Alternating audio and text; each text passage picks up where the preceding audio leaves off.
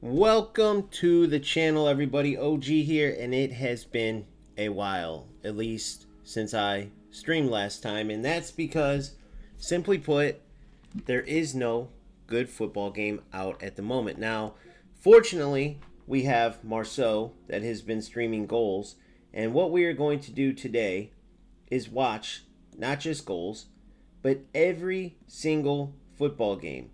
And the reason why we are going to do this is because you can see for yourself.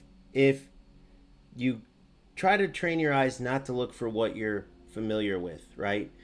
And you just look at the pure football aspect. Forget that you're watching football on the sticks. Just think about the beautiful game. Think about the game that we all love. Of course, that's why we play football games in the first place. If you love hockey, you play hockey. If you love American football, you play American football, basketball, so on and so forth. So no one's going to play these football games if they don't actually love the sport. However, because of the direction these development companies have gone in these other games, we've trained our eyes and trained ourselves to like what they've been giving us. And that's what they want because that's how they've been getting all this money. FC with their sale of the game every year, all their lies that they give us, and then their ability to add microtransactions on top.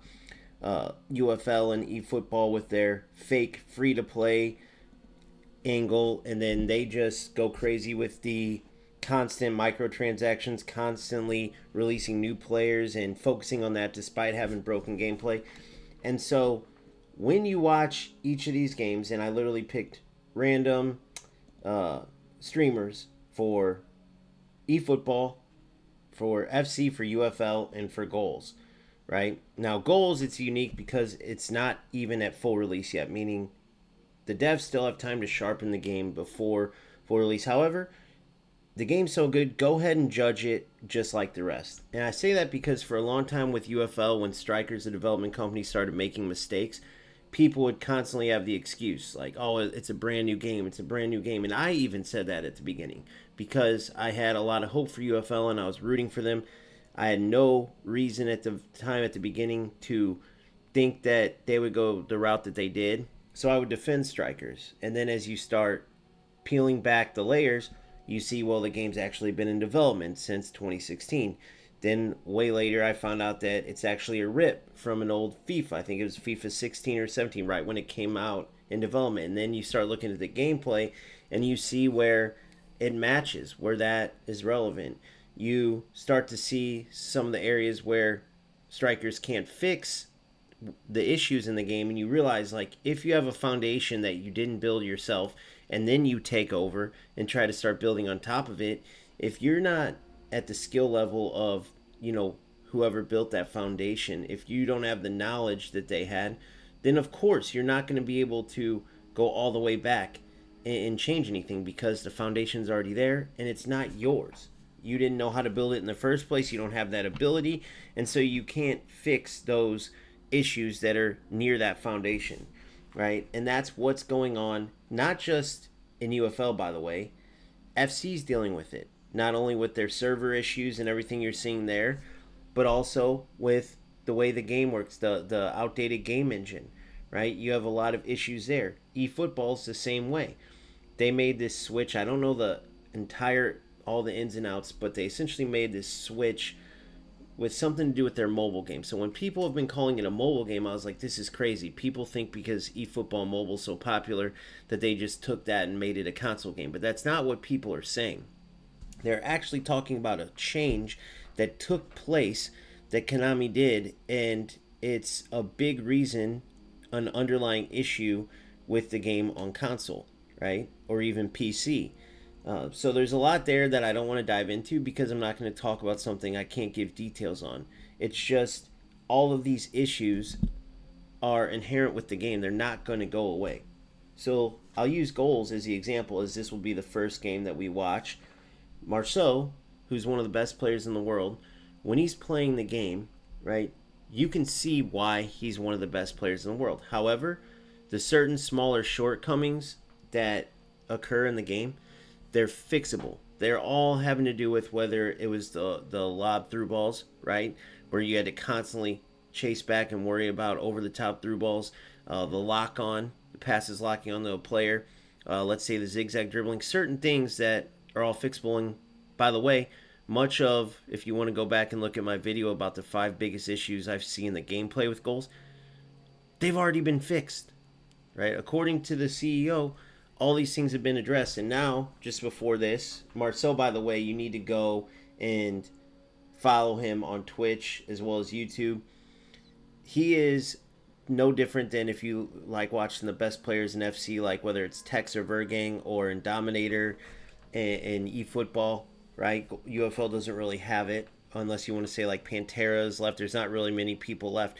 But Marceau is a brilliant player on the sticks. So when you're watching, he's playing the game at an extremely high level. Now you're going to see him, they're going into 5v5 here. But I'm actually glad because you get to see another special aspect of goals that these other games don't have, right? FC had the opportunity to do something like this with Rush, but their developers didn't have the foresight to see how special this mode could be. So 5v5 in goals, it's like what you wish Rematch and Freestyle Football 2 could be. Obviously, those games went for a total arcade route, whereas goals went for more true to football 5v5. And the strategy in it, the skill in it, it's incredible because it stays true to football, and it's a whole different approach to football gaming, right? Because instead of controlling your entire team of 11, well, 10 players, since the goalies are AI, unless you pass to the keeper, 10 or 11 players, and playing against 10 or 11 players, you're only controlling your one player, and you have to work with 4 other teammates. Your goalkeeper, once again, is AI, and you're playing against a full team of players just the same. And because of the unique netcode, you don't have to worry about terrible command delay and all the crap you have to deal with, whether it's with pro clubs or really any mode in FC or any football game. So watching 5v5, you can still get a lot out of it. And I might even, just for the sake of initially, go to one of Marceau's previous videos. But again, Marceau1337. Make sure you like, follow, subscribe, all of it. Show him support. He's a great player. Just from watching him, you can learn a ton. And the thing that I love about it too is that when you watch excellent players like this, or just watch goals in general, you can appreciate it even more when you step back and you're not playing. I've learned that from this closed beta, right? Just to give you a little background, I was in the middle of moving and I wasn't checking my Discord. I was trying to stay up to date with a lot, but I missed a private message from the CEO. Andreas Thorstensen is his name. He's listed as BDS on here. And he actually invited me to play the closed beta. It's PC only. I'm a console guy. I could have played on PC, though I'm on a PC right now. And it kind of sucks that I missed it. But then again, as I've been watching Marceau's streams, I'm seeing a lot that I don't think I would have seen if I got into the competitive mode of actually playing and focusing on the task at hand, right? So in a way, I'm glad that I missed it because I feel like it has allowed me to cover the game better as we head into open beta, and allowed me to learn a lot more too, really about the direction the game's going and kind of what I see when I watch goals, right? As opposed to any of the other football games. And I'm not just sharing this stuff, like it's not like I'm a sponsored content creator, right? I'm a nobody to goals. So the fact that, again, reading between the lines, the CEO even took the time to even reach out, for one. The fact that the CEO and all the devs are constantly interacting with the community and are really paying attention to what everyone has to say. I mean, look at this. I released this this video that I was telling you about, the 5 issues. And a response from the CEO says, I'd say all those are fixed already in the beta. That's incredible, guys. I mean, you will never see a CEO talk to any content creator, no matter how big or small, or any member of the community, much less be as active. And I've also seen him in Marceau's stream. I've seen him asking all the right questions. You'll never see a CEO as active as Andreas Thorstensen or BDS is with goals, right? Clearly hands-on, and it shows in how quickly these guys fix whatever issues they have, how quickly goals compared to, let's say, FC handles anything that comes up that can hurt their game. right? In a lot of ways, these other games are actually hurting it themselves, right? When they are looking to, let's say, play styles, or if you're eFootball, constantly putting in these new Showtime skills, just different ways that allow these developers to take more money from the players, right? So let's take a look here. What's up, Acid? Immature, how are you? Andre Harris, how are you? So let's see here. Acid says, will Goals have the official licensed players? The answer to that is no. So the route they've taken, and let me go to X here and show you something. They could have got the licenses, right? They chose not to. Let me get this back up. They chose not to because they see where it can take the games, right? I'll answer you in a second, Andre. There's a reason why you can't download it, but they chose not to for a reason. If you go to Andreas's X real quick, so this is the CEO. This is who you just saw messaging me, which is incredible, right? Show me where a FC or a Konami EA Sports or Strikers CEO is messaging content creators or anybody in the player base, answering any questions they have, sharing stuff about the game personally, right? The exception would be maybe UFL, but all the guy over there does, his name is Eugene, is essentially put out information that should be dropped on the official UFL channel. So it's always like promotion, if you will. Almost like he just wants followers, but this is a way to get UFL players to follow him personally. It's weird. You'd have to check it out. We'll go to that next because that's what this stream's all about. I'm putting my money where my mouth is. I have nothing to gain from promoting Goals. I'm doing this because I see how good of a game Goals is. I see how passionate the developers are. I see that they care and that they're making all the right moves. So there's several things I want to read from Andreas before we get into watching, but he says here, I think it's the other way around. He was responding to talking about how it sucks that Goals doesn't have the licenses. Somebody said that, something like that. And he says, I think it's the other way around. We could get the licenses, but we chose not to for design reasons. Licenses funnel everyone to the same few players. It kills depth and it creates a stale meta. In online play, people pick stats, not realism. And it's absolutely true. We're all hooked on players like Hullet, Vieira, Mbappe, and all these guys simply because their stats are great and they work in these games. If next year's game, based on like the way the game works, let's say in FC and Mbappe didn't have the best play styles, and similar to like Haaland, right? Haaland, even when he was ripping through the Premier League at his heights when he first came and he was the hot new thing in Premier League, he was essentially unplayable in FC. There's many worse strikers than him that were better. So people didn't just get Haaland because he was the best striker in the Premier League and he was the top player scoring 1,000,000 goals. No, he didn't. He wasn't meta in FC, so people would go after any other striker besides him, right? I forgot which FC it was, like 22, 23. And so the bottom line is you're not choosing these players because you want to use all your favorite players. You're choosing the best players in the game. So Goals not having all these realistic players, it really doesn't change much. It's just everyone's used to having the real players. But if it was only about that, even when Haaland's not meta, he would be a popular player in Ultimate Team.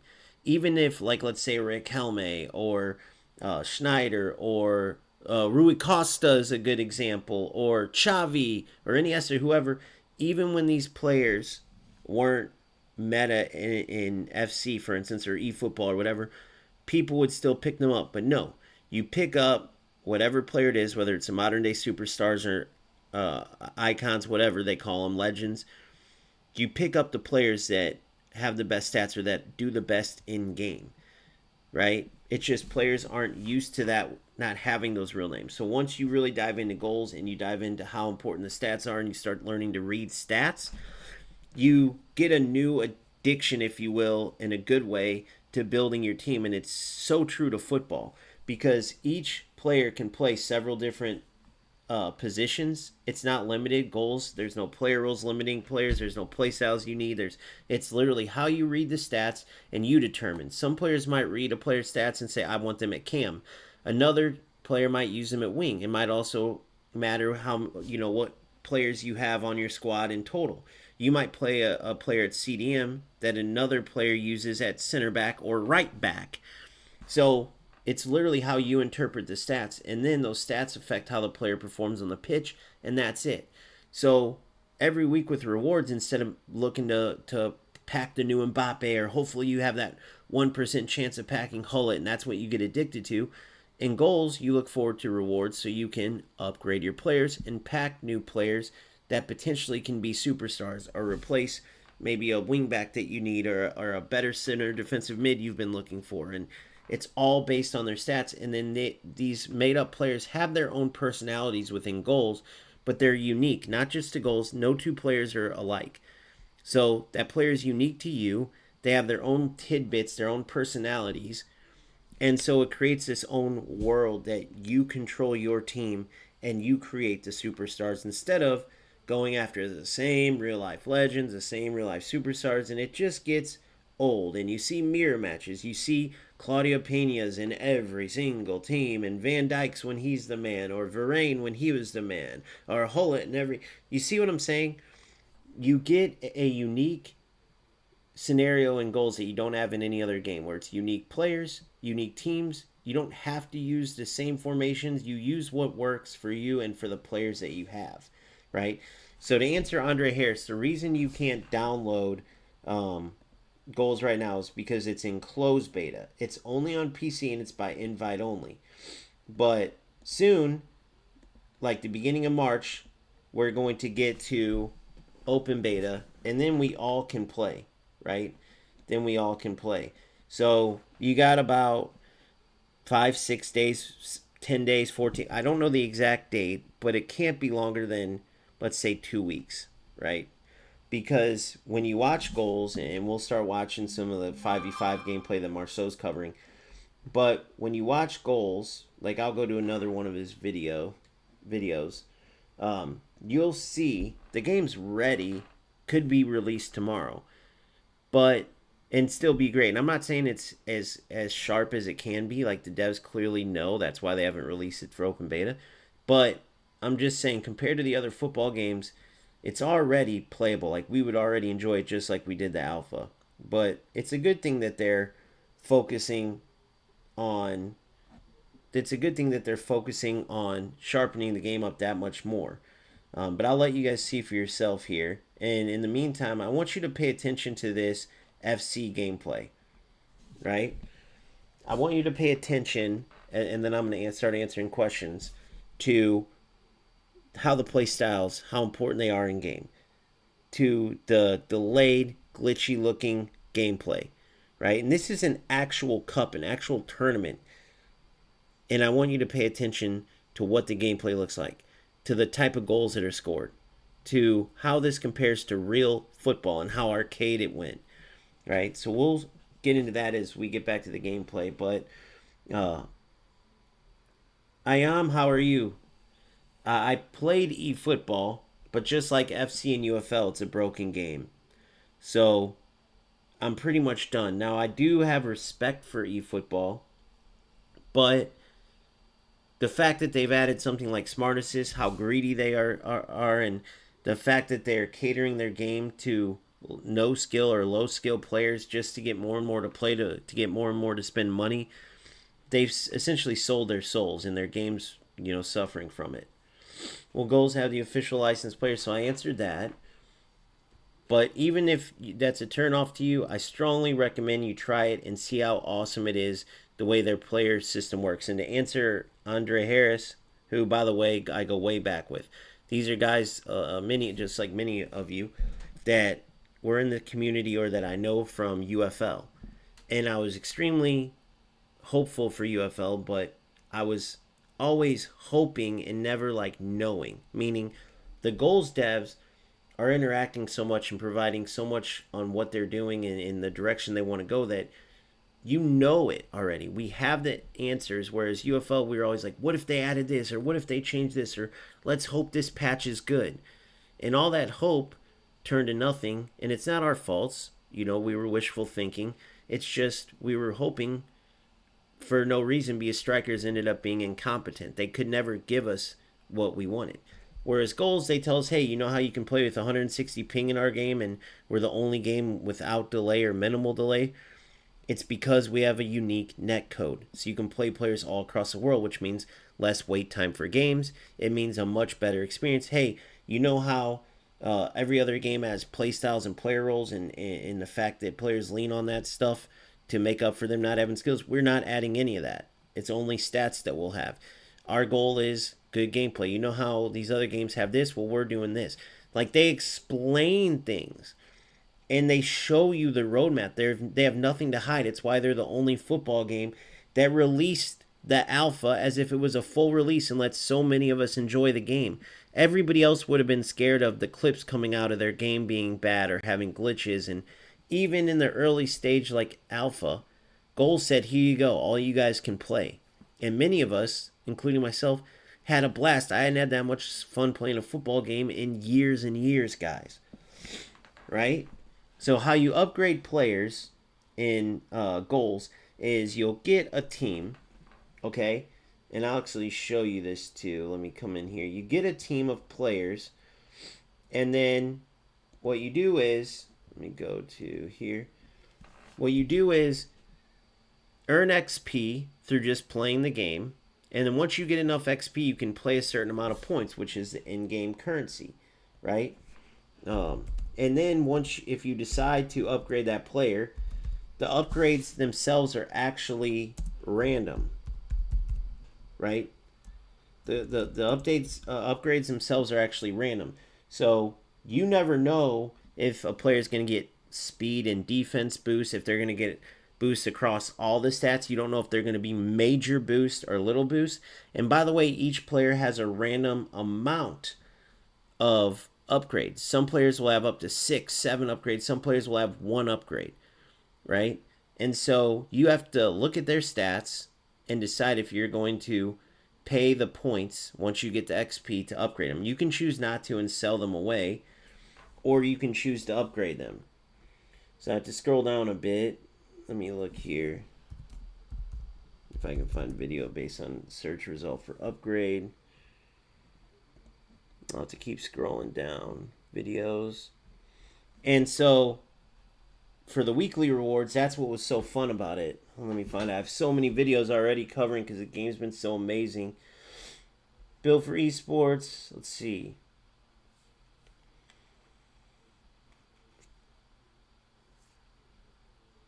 Upgrades. And I strongly suggest tools and stats are your... Okay, perfect. I strongly suggest that you guys try out goals for yourself too, and really dive into this. Dive into my videos, because a lot of this stuff is explained. I think if you really give the game a chance, you will see just how good it is. Okay, so here's all the player stats. You can go into the website, playgoals.com or whatever it is. Just type in play goals. It'll go to the official website. You can see how every one of these stats translates in-game. Now, you see on the right where it has several positions highlighted in yellow underneath the fact that Shabangu, this player, is left-footed, right? So she can play CM, CDM, wingback on either side, fullback. Obviously, wingback's more attacking, fullback's more defensive, and then center back. You have to read these stats and determine where to play. So for me, I've played Shabango, or I was playing during Alpha, who's a legendary player, which is the second highest ranking player. There's Mythic, which is like 99 rated to 95. Then there's Legendary. I believe it's like 94 rated to like 90 or something. And so she's an extremely good player, higher stats. And so I played her at CDM, at left back, and at center back. And she did great with each. But that's the beauty, is you read the stats and determine, and it could change. Maybe she, for me, like she played CDM, and then once I got a really good defensive mid, I moved her to left back or to center back and then left back, right? So it can change when you get other players. It can change based on your needs each game. It's how you interpret the stats and what you need. So if you look underneath her name where it says 91 Shabangu, right? And then it has that circle that's not all the way full yet. Okay, so it says, uh, you know, 1.6 million XP.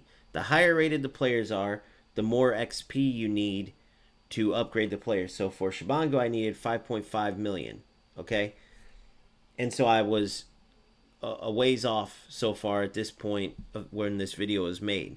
But once I got that XP to 5.5 million, I was eligible to upgrade Shabangu, which I ended up being able to do. And so then I had to decide, do I want to spend the points, right? Which they're also more expensive. Not only do you have to get more XP, but it's more expensive the higher rated the players are. So I had to decide whether I wanted to spend a ton of points to upgrade her or just leave her alone. For Shabango, I did upgrade her, and the upgrades were pretty good, not great. But the really good ones are when you have lower level players. Let me see if I can show you an example one in here. Like right here, if I go to my team, you see for each player, right, there where there's a lightning bolt and a number next to it. So it's under the country flag. Then underneath that, there's a number 19, 20, 21. That's their aging system because players retire in goals.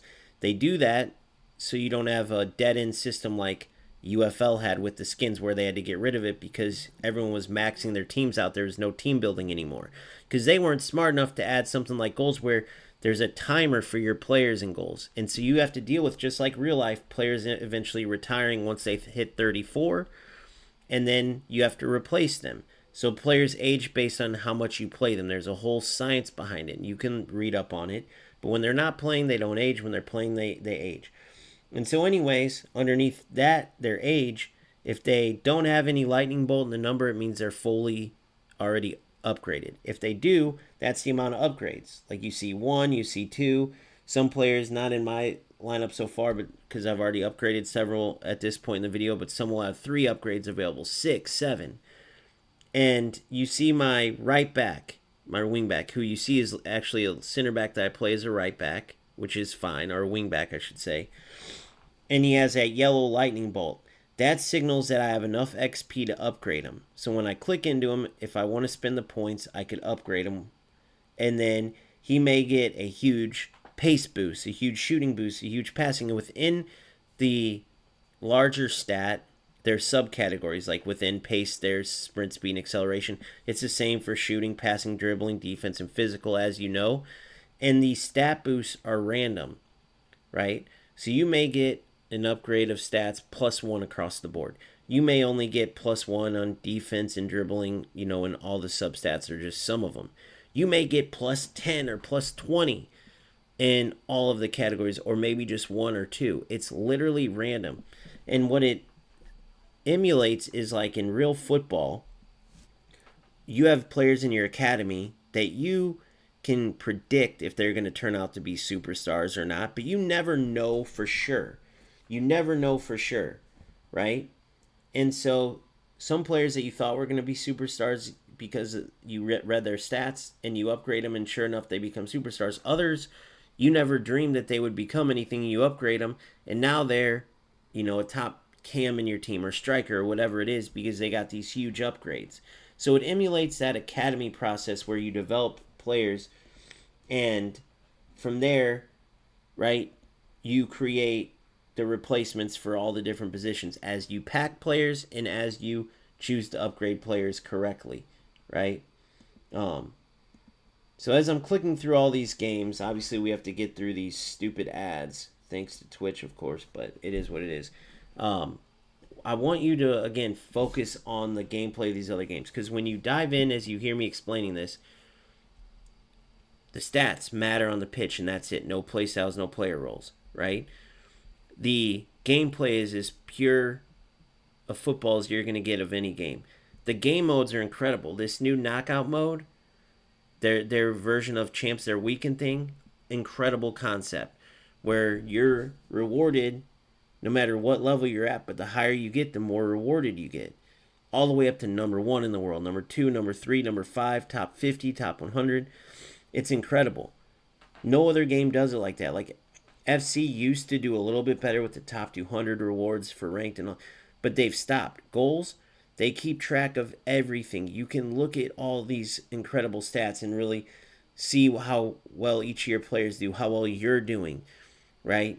You can test how well you do in knockout on the weekend, and hopefully they even let you play some on the week because it's a decent amount of games. They are a bit shorter than FC, but it's also a lot more fun. I can play game after game of goals and not get burnt out like I do the other games. But anyway, then they also have tournaments. Then they have, of course, ranked. Then you have your versus AI tournaments, and then you have 5v5, which is incredibly competitive.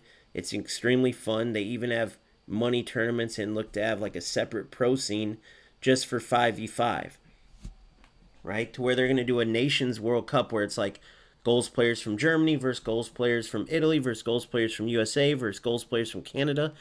So they have all of these things already built in because they know what we want as a player base, right? What's up, Blue Lock? How are you? Ellens, how are you? How are you guys doing? So hopefully this keeps going. It's not a pro tournament. I think because I have so much open that's causing this. But we'll go ahead and watch some goals 5v5 as I'm talking here. Uh, but no, I just literally wanted to pull up each of the games. FC, eFootball, UFL, and goals.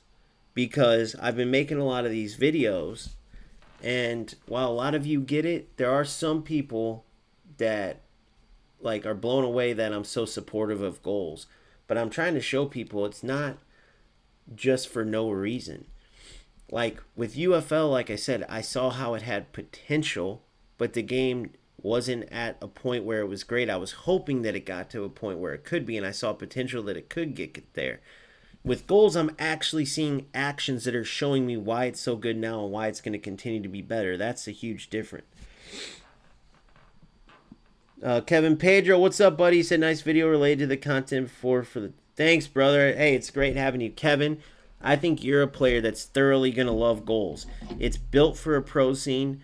The rewards for the players at the top, what me and you were always asking for the top players in UFL, they have that in goals. All the way up to the number, like for their weekend event, the knockout, number one player in the world's rewarded, top 2, 3, 5, 50, like all the way up the list. And even if you're a casual player and you only get to, let's say, gold division or silver or elite, whatever, in this knockout event, even if you don't get to the actual knockout round, you still get great rewards. So you can measure yourself no matter where you're at. But for top players like, let's say, Kevin, who's Kevin Pedro's a former number one in the world for UFL, okay? And when he talked to UFL, they were like, oh, we don't do rewards for the top player. So all that work Kevin did in the South America region to get to number one in the world, zero rewards for it, right? Nothing. It's like winning the Champions League. They go to lift the cup, even though it's only ceremonial and they still won it. It's a big part of it, right? Imagine telling the Champions League winners, oh, sorry, we don't do trophies anymore. There's no cups, but good job. They'd be like, what the hell? It takes away a huge part of it, right? And so Goals recognizes that, and they do great with their rewards, right? Andre says, you were right about UFL. The money grab is disgusting. Hopefully Goals don't become. So yeah, so Andre, I saw that with UFL. I actually have a video coming out tomorrow you guys should check out because one of their content creators, I believe an Italian one, actually, and you can see some of the Goals closed beta gameplay while we're talking, and this is Marceau, guys. Please support him. Follow him on Twitch and YouTube. Great player. Great player. Right? Like when there's a pro scene, you're going to see Marceau playing. He's fantastic. And I've been using a lot of his gameplay footage because he's been streaming the Goals closed beta every day. So if you didn't see earlier, I showed it. This is so important, guys. So I'm going to keep repeating this over and over. This is the Goals CEO, okay? So let me show you this. If you're here and you already seen this, I'm sorry, but it's so important. This is the Goals CEO inviting me to play the alpha on PC. Obviously, I'm a console player, but I was in the middle of moving and I miss it. I'm not showing this because, like, oh, I had a chance to play directly from the CEO. That's amazing. I'm some important person. I'm saying, think about what this means. Right? I'm a little nobody, guys. a little old content creator. And it's not just with me, like BDS as he's called on goals, but his name's Andreas Thorstensen. He is so involved with the community. It is easy to see why goals is where it's at. The fact that he personally invited me to play the closed beta and even knows who I am. The fact that I do a video talking about the issue with like the over the top through balls or the chip shots or the zigzag dribbling, and within a day he responds and he says they've all been fixed. Not even just, hey, we'll look at these or we'll work on those, which would have been great, way more than any other game. He responds and says they're already fixed in beta. From the CEO and founder, from the top dog himself. Right? I mean, that's unheard of, guys. That is unheard of. So when you see that type of thing, and then you look at the fact that Goals has already came out and said, yes, we'll have microtransactions, but it will be more about like kits, of course, certain packs, but they'll limit it so nobody can go buy players and just take over. Like it's well thought out, right? And because the game is like this, they're going to keep getting more and more players. The microtransactions will be reasonable, so players will spend money, and that's how they'll get their money. As opposed to this greedy trash that might work for now, but everybody has their breaking point, right? And with the gameplay that we're seeing from these other games, there's no way that they're going to last, right? So we're back into a full game right now. Obviously, those guys just got done. They were playing a 5v5. But people can talk about the cartoon look. People can talk about not having licenses, which I already explained why it's better to not have them, and why Goals' version of team building is incredible. As you see a great finesse shot right there from Marceau. The bottom line is the football itself is the best. You can't watch this and say, oh, I'd rather go use Tiki Taka Plus and Low Driven Plus and Long Ranger and whatever other bullshit. And my players have Showtime skills and the AI is doing everything like eFootball, or I need to use the R1, R2 glitch in UFL. And it's just all the nonsense in these other games. This game is purely your skill, your decision making, and how well you utilize your players and know their stats and know how to utilize them. Simple as that. Yeah, so this gameplay, Marceau said there is a new update. Now I can't listen because he has music playing, I'll get copyrighted. But there's already a new update, and they said the game already feels even smoother, even better. And they upgraded. Here, let me read some of these comments here as well. I believe they upgraded, if I can find it, they updated crosses, they said, aren't as powerful, and something else as well. Let me see if I can scroll down here and find it. Resume auto scroll.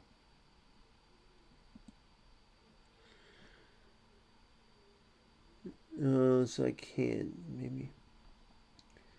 Oh, so this is his old one. So let me go to a live one. Let me go to a live. He was playing 5v5. Let's see if he is now.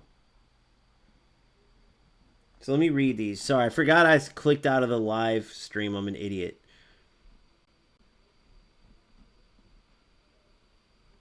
Let me read this real quick.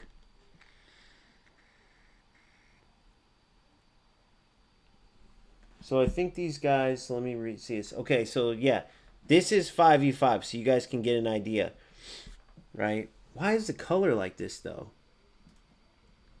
Let me see. I don't know why the color's off like that, but obviously that's not the color of the game. There's something up with the screen here. See if these other ones are like that. They're all frozen. That's hilarious. I'll click off these just to get... So there's FC. So watch this gameplay just for a second. Just so you can get used to it. Because this is the closest game when it comes to goals. But way too fast, right? Some would even say they wish goals slow down a bit. Others in goals would want it sped up. Obviously, not everything that's true to football is going to translate. But the good thing is the goals devs, unlike these other development companies, they recognize what works and what doesn't. For instance, Goals recognize that while it's not in real football, they needed to add anti-time wasting. So you literally will give up a free kick to your opponent at midfield if you try to waste time and hold the ball in the back. They added interceptions that stick to the defender, so they took away bounce backs that plague all these other games, right? They added at the end of the half and into the game, stoppage time is completely fair, and they added this way to make it fair and exciting for both, where you know exactly what's going to happen, and there's no like, well, this other player got chances until he scored, it seemed like. Whereas for me, I touched the ball and they ended the half. You know, they took out all the BS that maybe doesn't tie to real football, but they added stuff that makes their game experience better for every player. And so when you watch this, it's all about the play styles, right? It's all about backing your attackers up into the defenders, working the ball around, fidget spinner dribbling, and then hitting a finesse shot or a low driven with Claudio Pena or whatever. It's not true football, guys. It's not, right? And when you watch goals, even if you don't have the true life players, you have your ability to play football, win or lose, and it makes it so much fun. So when I'm playing goals as opposed to FC, I can play game after game after game and not get burnt out. In FC, all this BS that makes it not football, that gives you that empty feeling. That makes it where it's not satisfying. Same with UFL and all their BS and eFootball, where you feel like the AI does everything. In goals, it's all you. Not to mention the net code. You never are going into a game in goals ever, so you never have to worry again if you play goals with a game that has terrible command delay, right? Where it doesn't matter what skill you have, a player that's never played the game could beat you because before the pass that you commanded to take goes off, you could eat 2 sandwiches, right? Some games it's 1 sandwich. Some games, right? Some games just drop on you and you get the loss. Like everyone hates that kind of thing, and it's plaguing every other game besides goals. And as Andreas Thorstensen said, these guys, as long as they have the net code they have, as long as they have the system they're using, they're always going to experience that. They can say what they want about, oh, it's better now, this and that, but it's all BS. Goals built a net code that's unique to them from scratch, that they own. It's their own property.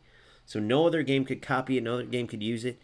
And that's why the gameplay in goals isn't all this glitchy trash. That's why even in 5v5, with 10 players from all over the world, you get gameplay like this. Look how smooth this is. Remember, this is 10 players all over the world.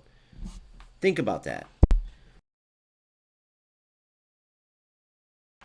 Like I said, I don't know why the color's like that, but obviously the color would be regular typically. So pay attention to everything but the color. So let me read these and update some of the comments. Yes, so Kevin is a member of my community. He has a membership, so he's already got to see the UFL video I made. And he's Pizzolato, exactly. That's who I used the video from to showcase, and he shows an example of his extremely broken way to score like every time. But times that by all the other exploits and the fact that UFL strikers never gets rid of them, it's exactly why the game will never be good. Jerk Sauce, they will have 5v5 in the open beta. They have it, as you can see, they have it even in the closed beta right here. So then it says, Blue Lock says, even Pantera is going to play gold. Yeah, Blue Lock, I think whether he says it or not, Pantera follows my lead, which is great. I don't mind Pantera, and he's smart to follow my lead. Like, he has more views overall, but you look at like UFL, he followed me in UFL, he's following, and that's fine. When it comes to football, gaming, if you get good people, the more they spread the game, the better. That's why I tell you guys to subscribe to Marceau and follow him, and if Pantera comes over to goals, do the same for him. Like, it's not about views or telling you guys that I'm the only one that knows everything and these guys suck. It's literally about showcasing the game that offers the best football and helping my community as well as anybody else that sees my videos or streams help you guys find a game that's actually great football, right? Because that's what we all want and need. It's way better when you got a lot of like-minded, good football players, because it helps make the voices loud that will push the games in the right direction. And we need to outnumber these rat losers that are taking over these games, bro. That will do anything to ruin everyone else's experience, that are too lazy to put in work, and so they take whatever shortcut, use all these exploits. Like, we need players like you guys, myself, Marceau, all these players, because it makes the game much more enjoyable for everybody, you know? So even though I'm a smaller community, we can continue to grow more and more, and the more content creators that play good football, the better, right? Eldon says they will need to make money somehow from the game. I hope too they don't get greedy. Well, that's what I'm saying. So when you look at the microtransactions, there's room to have microtransactions that don't break the bank, right? Kit customization, stadium customization, custom crowd chants, all these things. Now, are they going to make as much money from that? No, but they can still offer packs while not making it to where you can just get a full team of mythics, which are their highest rated players. They can still put out a good number of microtransactions that are reasonably priced, and what happens then? More players will buy like a $1 kit or a $5 pack or whatever it is with limits. And yeah, they won't make as much money right away as eFootball and FC, but as far as longevity, they'll be able to make money and last a lot longer and take all these other players because everyone's sick of all the bullshit in the other games. Jericksaw says if they have FIFA 17 attacking AI, this game is going to go so far. Dude, well, what do you think when you watch this, even for 5v5? Tell me what you guys think when you're watching the decision-making in the football, right? So, look here. They're getting ready to start a half. Now, remember, this is different than 11v11 because every player is controlled, so there's no AI. But look at the responsiveness, the passing and movement, right? Look at the control, the left stick control on both dribbling, left stick dribbling, as well as your ability to jockey and defend. What do you notice about this differently than other games? And I'll tell you what I notice. They want to nerf the passing playstyles in FC. The passing is terrible. It was just good first few weeks. And exactly, Ellen. So I feel like I let my community down there the biggest. Because once I saw UFL was broken, and that's how I started this channel, I had to leave. I couldn't. I told Pantera, I was like, the only thing I don't respect Pantera for is he knows this game's broken, and I know he's been trying to give it the benefit of the doubt, but enough's enough, man. You're at a point where you're leading your community down a path that you know is leading to nowhere, right? When you buy a full Supreme Team worth of players, or buy all the players from the Supreme Team or most of them, and you keep spending money and you're showing the community and you know what's what because you've been playing the game long enough, and I know you're smart enough to see it if I do, because I'm no genius, or and so he just decided to ignore that because I'm sure he likes the views and I'm sure he likes the fact that he's got a community there. But what's going to happen when the game does fold over? What's going to happen when they keep releasing? Look at this event they just released. You're telling me that people can't see when they release an event where, if you can't do these crazy challenges that are difficult, that take a lot of time, when we don't give you enough time, but you can buy the rewards that you can't earn. You can buy your way. So it's another scam to get money. When you're leading a community to play a game like that, after all the bullshit with a broken game to begin with, it gets to the point where you're a disgrace. So you got to say enough's enough, in my opinion, right? It's crazy. Wait, are you serious, Jerk Sauce? You're joking. You're messing with me.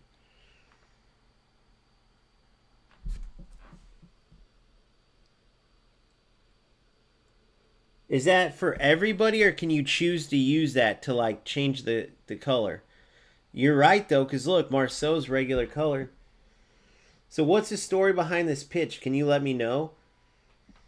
I mean, you can definitely see the ball better and see stuff. Is this like the similar thing to what FC did for people who are colorblind and stuff?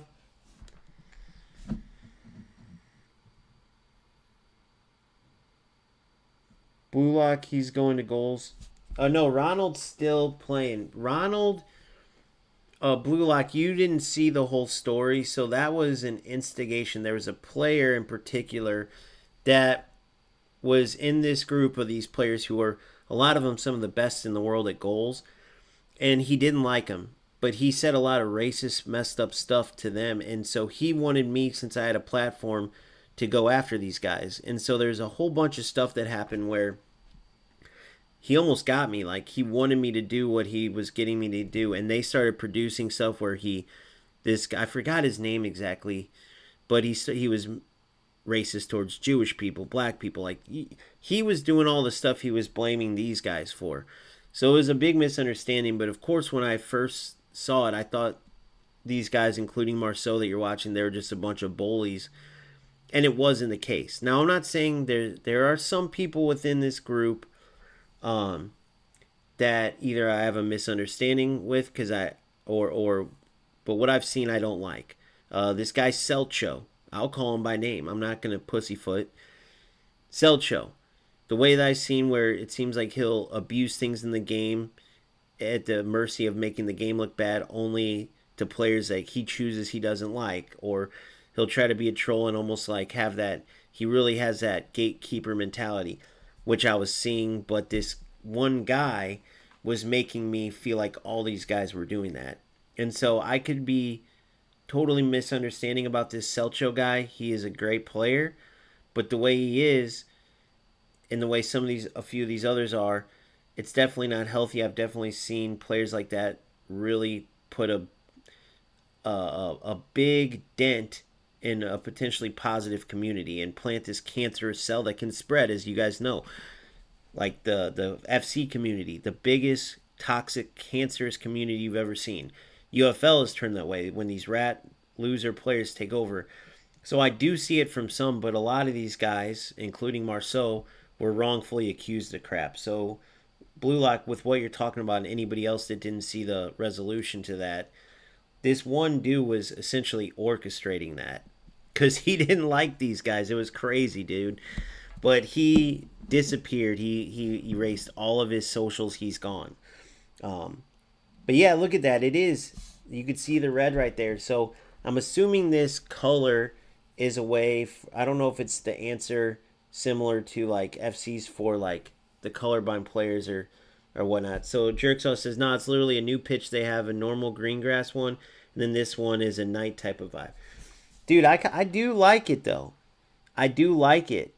Maybe a little more highlights on the players for the players in the dark kits, it would be perfect. Right? But yeah, man. I mean, when you watch this gameplay and even think about this mode, let's say me, Andre, Jerksauce, Eldens, and Blue Lock got together and we could have a team and play in tournaments, play for fun, climb ranks together. Like, this 5v5 is a whole separate, like, hidden gem of the game that not enough people are talking about. So I'm kind of glad that we're able to watch this. Look how smooth the gameplay is, guys. Right?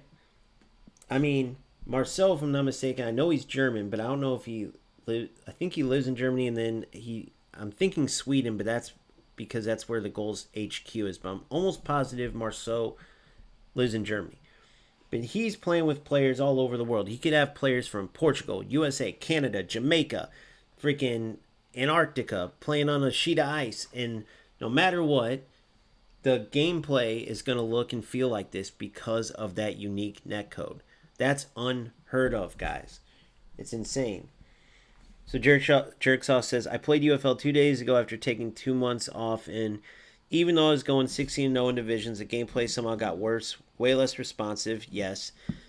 There's a rumor that's all but confirmed that they shut down servers in several areas around the world. And it just made the gameplay tank, right? Because it used to be at least decent.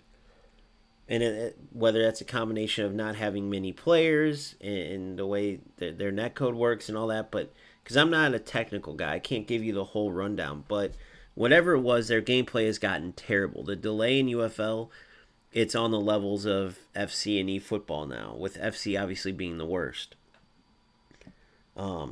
Says, got where it's less responsive, ridiculous defensive AI. The auto blocks are insane. And I lost to a guy that was controlling one midfielder getting every auto block, and I deleted it. Yep. Jerk Sauce, I deleted UFL as well, literally. You'll never see me re-download that game again. It's officially just dead. In every way. The terrible gameplay, the ridiculous, scammy greediness. The Eugene guy has always rubbed me the wrong way. The way he is on social media and almost like he's looking for fame through UFL as opposed to looking to promote UFL. Whereas like when you look at Andreas Thorstensen. So this is the CEO and founder, right? Messaging people to answer questions about the game, asking all the right things, right? What are your biggest controller breaking moments in current football games so we can make sure we don't make those mistakes again, right? I like this recent one he put. Let's read this. This is awesome to me. Does a CEO in games need to be a gamer? Not really. I'd take a strong strategic leader over a gamer without leadership every time. A strong strategic leader over a gamer without leadership every time.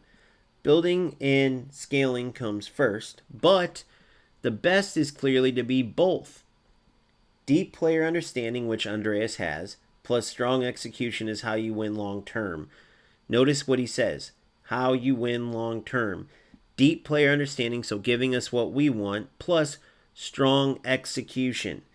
This guy is the real deal, and he is helping with his team to save football, guys. Football gaming, that is. Guys, and I mean this. I mean, look at the improvements already. Well, we're watching 5v5 live, but look at some of these highlights real quick. Look at this gameplay and tell me this isn't pure beauty. Check this out. Watch the build-up. Watch how the decision-making matters. Look at the beautiful spacing. Beautiful give and go for an excellent finish. I mean, guys, this is football, right? This is football, period. Look at this.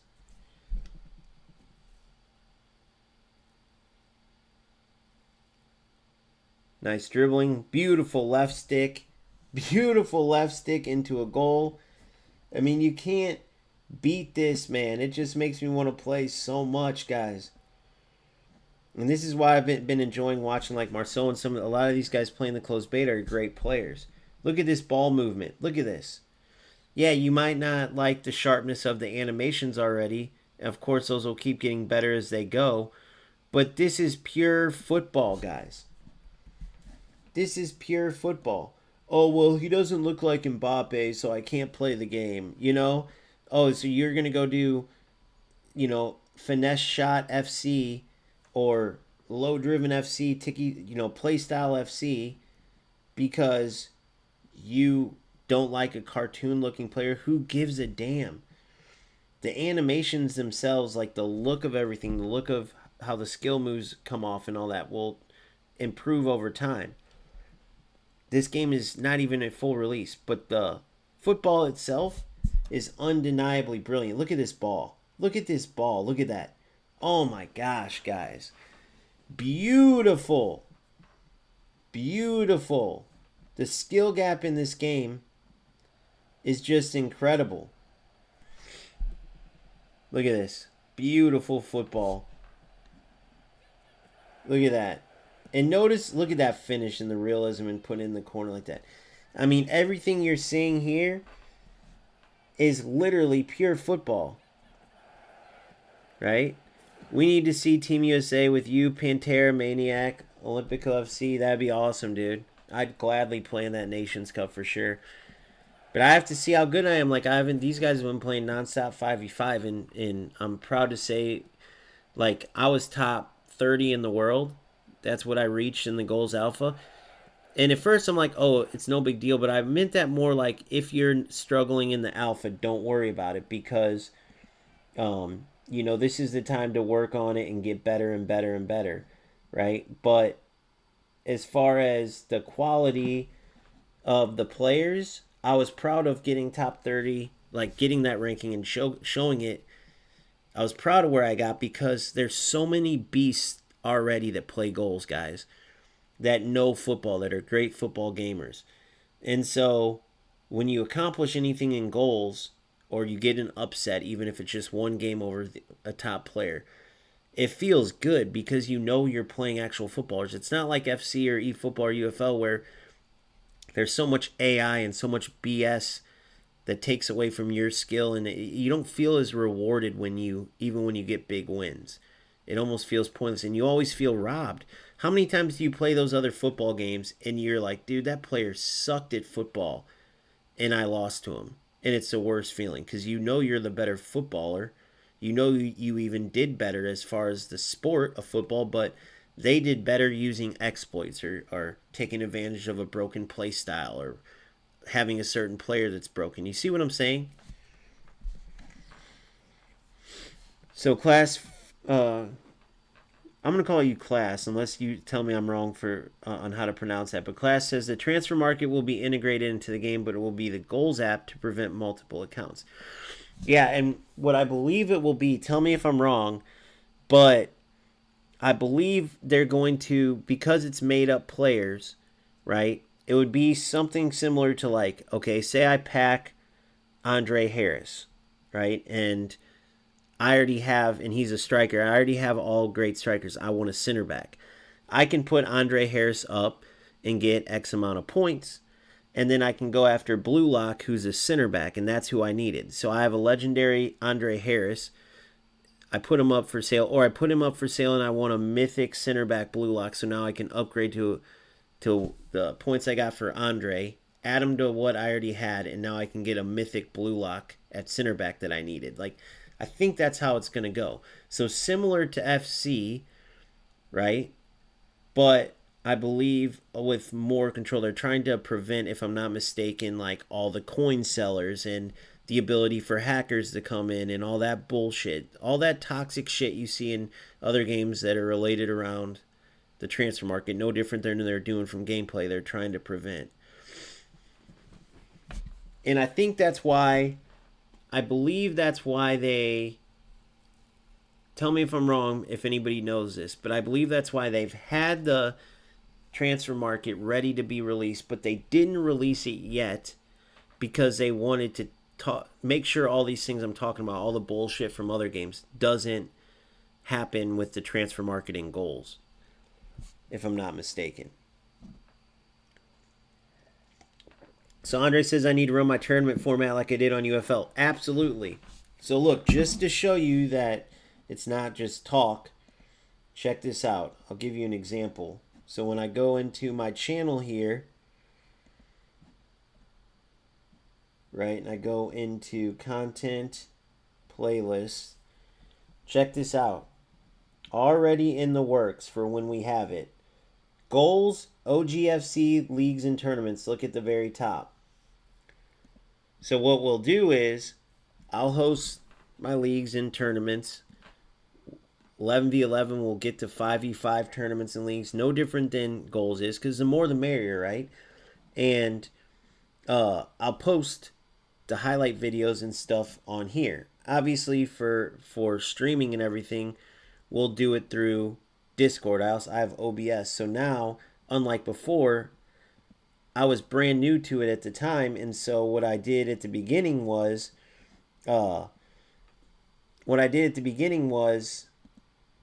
stream from like directly from my PlayStation. Like all I had is my knowledge, my ability to help people at the time at UFL, and that was it. I had no clue how to do anything. I used my controller mic. I streamed from PlayStation, and so at the beginning, the tournaments were great. The idea was great, but I couldn't execute as good as I wanted. Now it'll be much better, so I can cover every game. Obviously, present the highlights and stuff through videos, and hopefully, anybody who's aspiring to create a channel or just stream the game have the ability to do so. So when you get the former #1 player in the world at UFL, Kevin Pedro, who I know could come in and be great in goals, now we can get him out there to a bigger audience if he so chooses, which I hope him and many of you guys choose to create your own stuff, man, because there's a lot of talented people. My boy Phil, he's got a great story. He's, never played football, right? He just loves the game of football, always has, but never played it. And so he started in and literally from scratch was learning, and that's how me and him met. And now he's fantastic. When we battle in like say eFootball or anything, he does a fantastic job. So he's came and played UFL, eFootball, UFL. Just an extremely awesome dude, constantly supporting the channel, constantly believing in my direction, and I totally believe in him. And he's on the verge of starting his own thing. But I told him, I'm like, everybody has something to offer. It's not just Andreas Vergangs and Tex and these top players in the world that can have channels. You got to bridge that gap. There's tons of people that love football from the top of the ranks to the very bottom that just love the game, and maybe they're just trying to reach like Division 5. And then there's players that just want to reach Division 3. There's players that just want to get to the knockout stage one time in goals, which means they're pretty damn good but not great necessarily, and that's what they want. Like, you have to, as a content creator, there's all these different focuses. Sometimes those very best players, if you watch Anders Vergang, he's not good to follow unless you're literally a top 5% player. He talks shit. He dogs out anybody that's not like literally the top 5%, like I said. So he can't really help you with the way he shares tactics and all this. A lot of what he does is just centered around like the pro scene, basically. So is he fun to watch because he's so good? Yes. He's my favorite player to watch. In my opinion, the best player on the sticks in the world outside of Kurt 0411, but Kurt 0411 doesn't really play. He works for goals now, right? And so, like, it's not fun to watch Andreas because he's a very special player, but he's not doing anything to help you enjoy the game better or you improve or understand, certain things, right? It's a very selfish approach. So, yeah, man, it's going to be awesome. So, I do too, Blue Lock. I've been waiting. I was pissed. Like I said, I'm pissed I missed that invite. I would have just started an account on PC, played through PC for the closed beta, but I think I would have missed a lot of things. And it's good to get a break too. Don't get me wrong. As you see, I create a lot more videos than the average creator. And we'll just switch back to this just so you can see. I'll even go to UFL so you can see just how ridiculously bad this gameplay looks. The smoothness, the true to football feel, compared to goals, right? I mean, look at this, dude. It doesn't even look right, guys. The automatic. Oh, look, that's that broken pass that Pizzolotto or whatever was showing. It didn't work there, but you do just that little chip through ball right at the top of the box. Look, he's going to do it over and over. He tried for it again. Now, obviously, that's the opponent to this guy. But that's UFL for you. Just exploit after exploit. Automatic passes that connect like magnets to the player's foot. Constant animation-controlled shots and passes that are predetermined. Just a joke of a game, guys. A joke of a game. I mean, that's all it is. That's just the truth, man. The thing with FC is that they force you to play in a ratty way. Everyone plays the same, and the game is so exactly. And that's what Andreas Thorstensen, that's what the CEO of Goals was talking about. Is that with the licenses, with the gameplay, with everything, it's so repetitive and boring. And yes, everyone's used to it, but it gets old, right? It gets old, and it makes nobody want to play the game. It just gives you that empty. Look at how many players are making videos on how bad these games are, how bad FC is, how bad UFL, how bad eFootball. That's not by mistake, guys. Right? That's not by mistake. So if I do like, let's see here, control copy.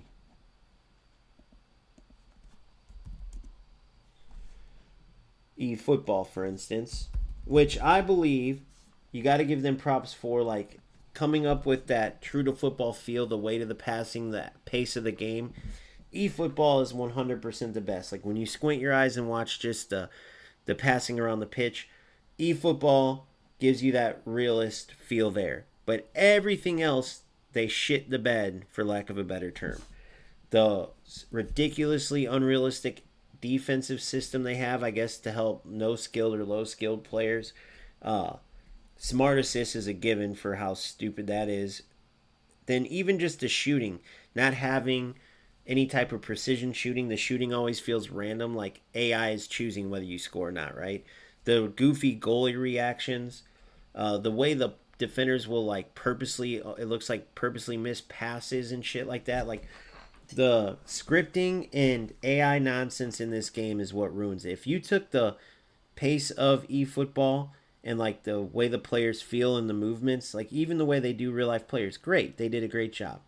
They don't miss like UFL has no player identity. FC they'll get it right with like Ronaldo, Ronaldinho, like those top ones, but they miss out on a lot of legendary players or heroes in FC suck. You would rather have women's players from the American League, United States Women's Professional League, rather than like a ton of heroes and legends because FC does a bad job. They're just selling you that name. That's what they're getting you to, spend money to get coins to buy these real life names. But a lot of their players don't even play like the real life counterparts of these legends and heroes and whatnot, right? So at least eFootball does well there, but that's where it stops.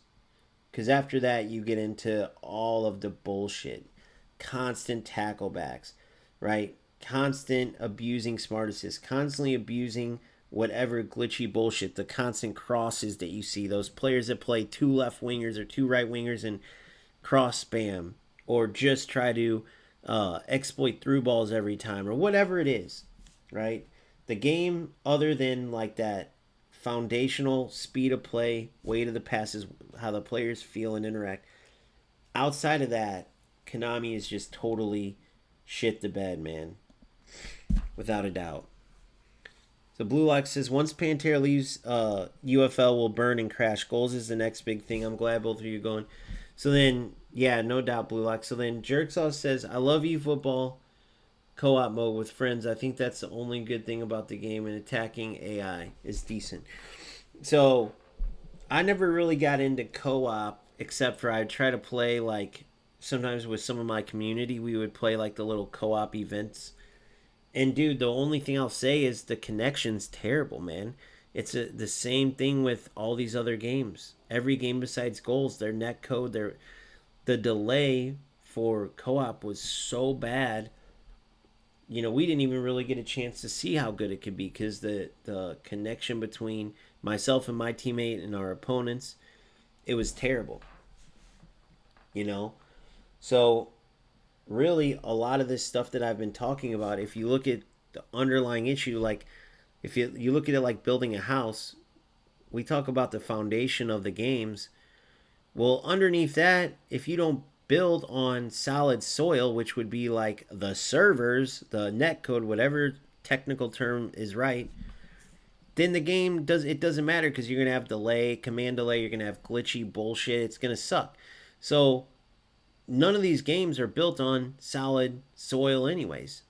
They're all gonna fall over just from that. Forget about all the other areas where they're screwing up. They have from outdated game engines to terrible servers. I mean, guys, like when I'm talking about Goals, it's not like I'm just coming from nothing. Like I'm not just saying this because like it's not like they would ever pay me, dude. Obviously, hopefully you guys know that. If someone thinks they would, you guys are crazy. Like I'm a nobody. Even big creators, like Goals isn't a game that's going to sacrifice their integrity. Right? Some people say like Nick got a deal to cover Goals and make a video. Okay, that's fine. It's an alpha stage, or he showcased like, oh yeah, I like this game. Here's what I like about it. But the extent that I've gone to cover this game is purely because I see how good of a game it is. I see the intent these developers have that's different from the other developers, right? And that's what makes me play the game, and support the game like this because I want everybody else who may not understand how good this game is or understand what this game's all about, I want to share that. So Jerksaw says it's more the concept of the co-op mode. I like how your team mixes up with two. I do like that, Jerk Sauce. I do like how it's a random mix of your players and your teammates, and then you guys got to make a team between the players that were picked. I also liked how, and this doesn't matter for anybody else, but in China, you know how there's a different version of eFootball because China can't have a Japanese development company. It's against their national laws. So they have their own company, development company for eFootball. It's like their own game. They have a system where each game you can ban like 2 or 3 players from your opponent's team. And then once you ban their players, similar to like, I think it's LO League of Legends. I can't say for sure, but just like those games, you can ban players. So then once the opponent bans 3 players, you have to choose new players to replace them. So the only thing I see about that is like I have a very deep eFootball team. If I'm playing an opponent that already only has is like free to play and only has like maybe an Mbappe, he got lucky and packed, or 2 good players, I can just totally destroy him. Where he could take out my Eto, I put Baggio in. My Romario, I put Pele in. My Ibra, I put, Adriano in. Whoever. You get what I'm saying. So I could see that being cool, but also unfair. Whereas the co-op thing where it's a combination of you and your teammates' players randomly, I do like that. BDS said there's going to be a content creator program. That's awesome. That's awesome. Yeah, I have no doubt about that. With how much he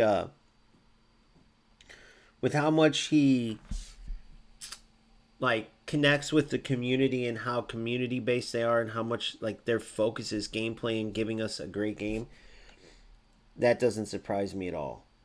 Doesn't surprise me. Let's refresh this and see. I think we got frozen here. I think it's when I open these other games or these other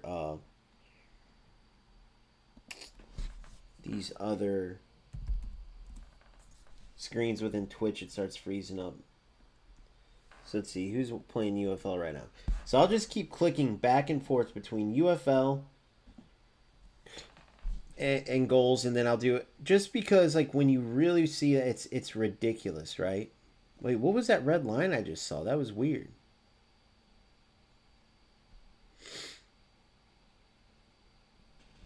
Interesting.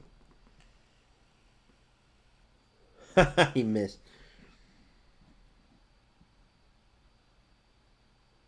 So they're saying the gameplay got fixed. I think skills may be a bit underwhelming. Ball roll is decent. Heel to heel, you need to slow down way too much to do heel to heel.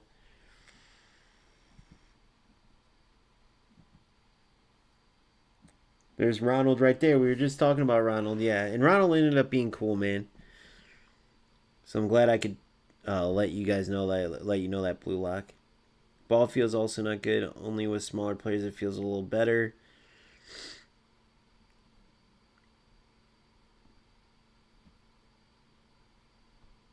Wow, is this the new 5v5 stadium?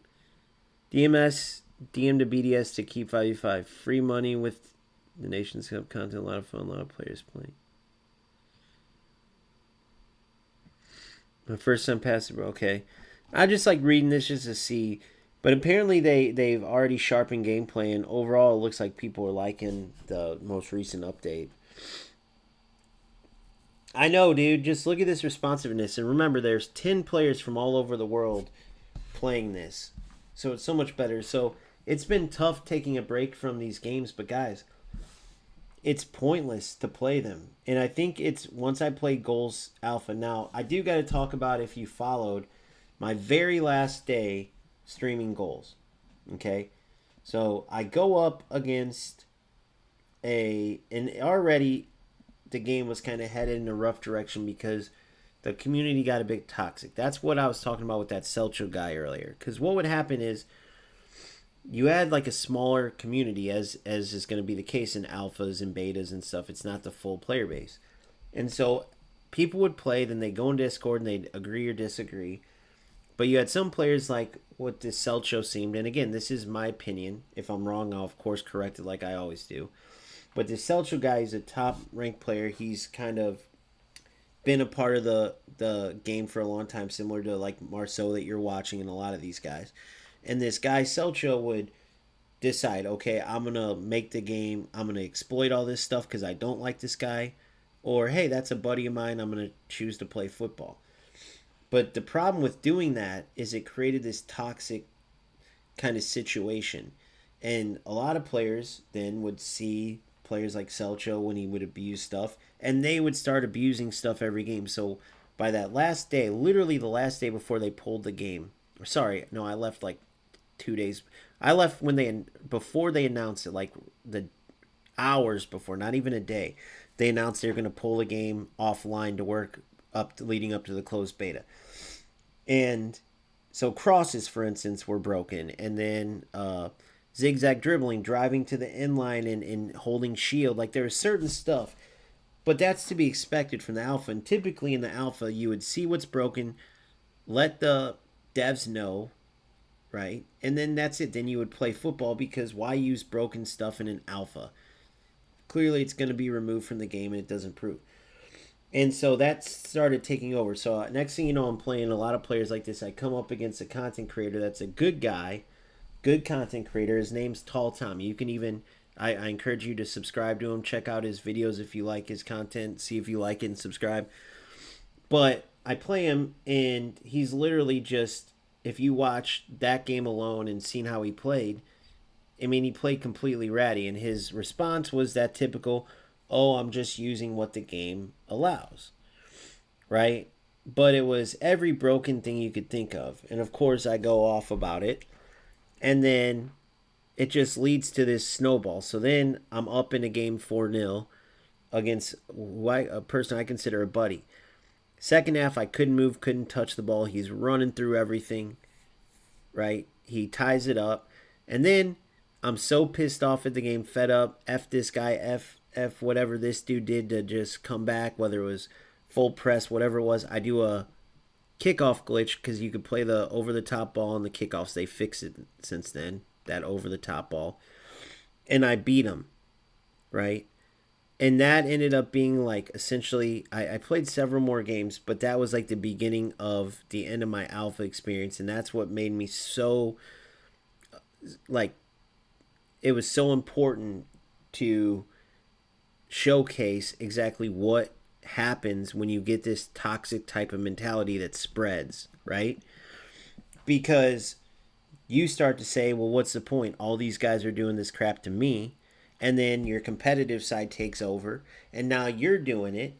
And then the next guy you play sees it, and then he does it, and it spreads. That's how the cancer spreads. That's how the toxic shit spreads. So the game isn't immune to broken mechanics, exploits. I'm not going to sit here and say that, right?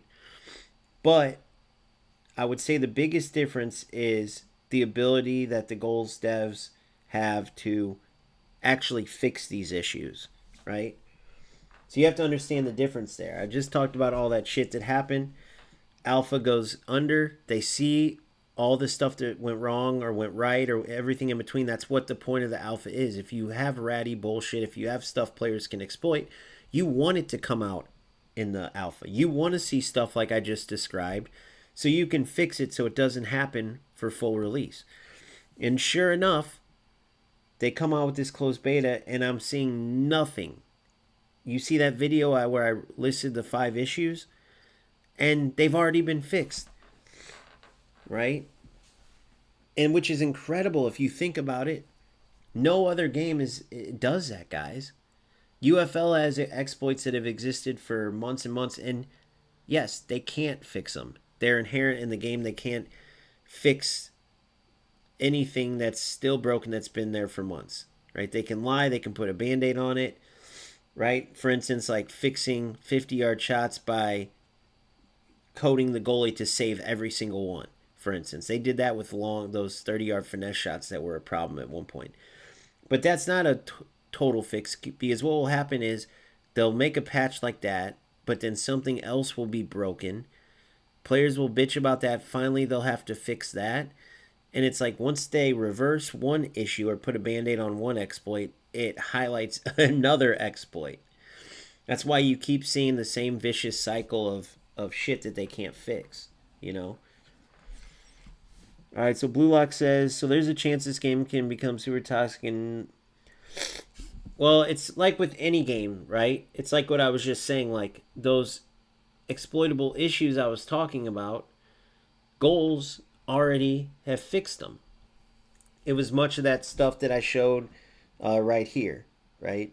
If you haven't watched this video, I strongly suggest you go check this out because you'll notice that these 5 issues I point out are nothing new. They're similar to issues in every other game's gameplay, but the difference is look at the response. Again, from the CEO himself. All 5 of these concerns, what I call issues, are already fixed in beta. Like, for instance, even like though they came up with the fix for bounce backs by making the interception stick to the defender, which was brilliant. For tackle backs, they're working on something. BDS showed a video there, which is BDS, by the way, is Andreas Thorstensen. I don't get the difference, like why it's BDS, it's not as regular, but that's the same person. If I say Andreas Thorstensen or BDS or the CEO, all the same person.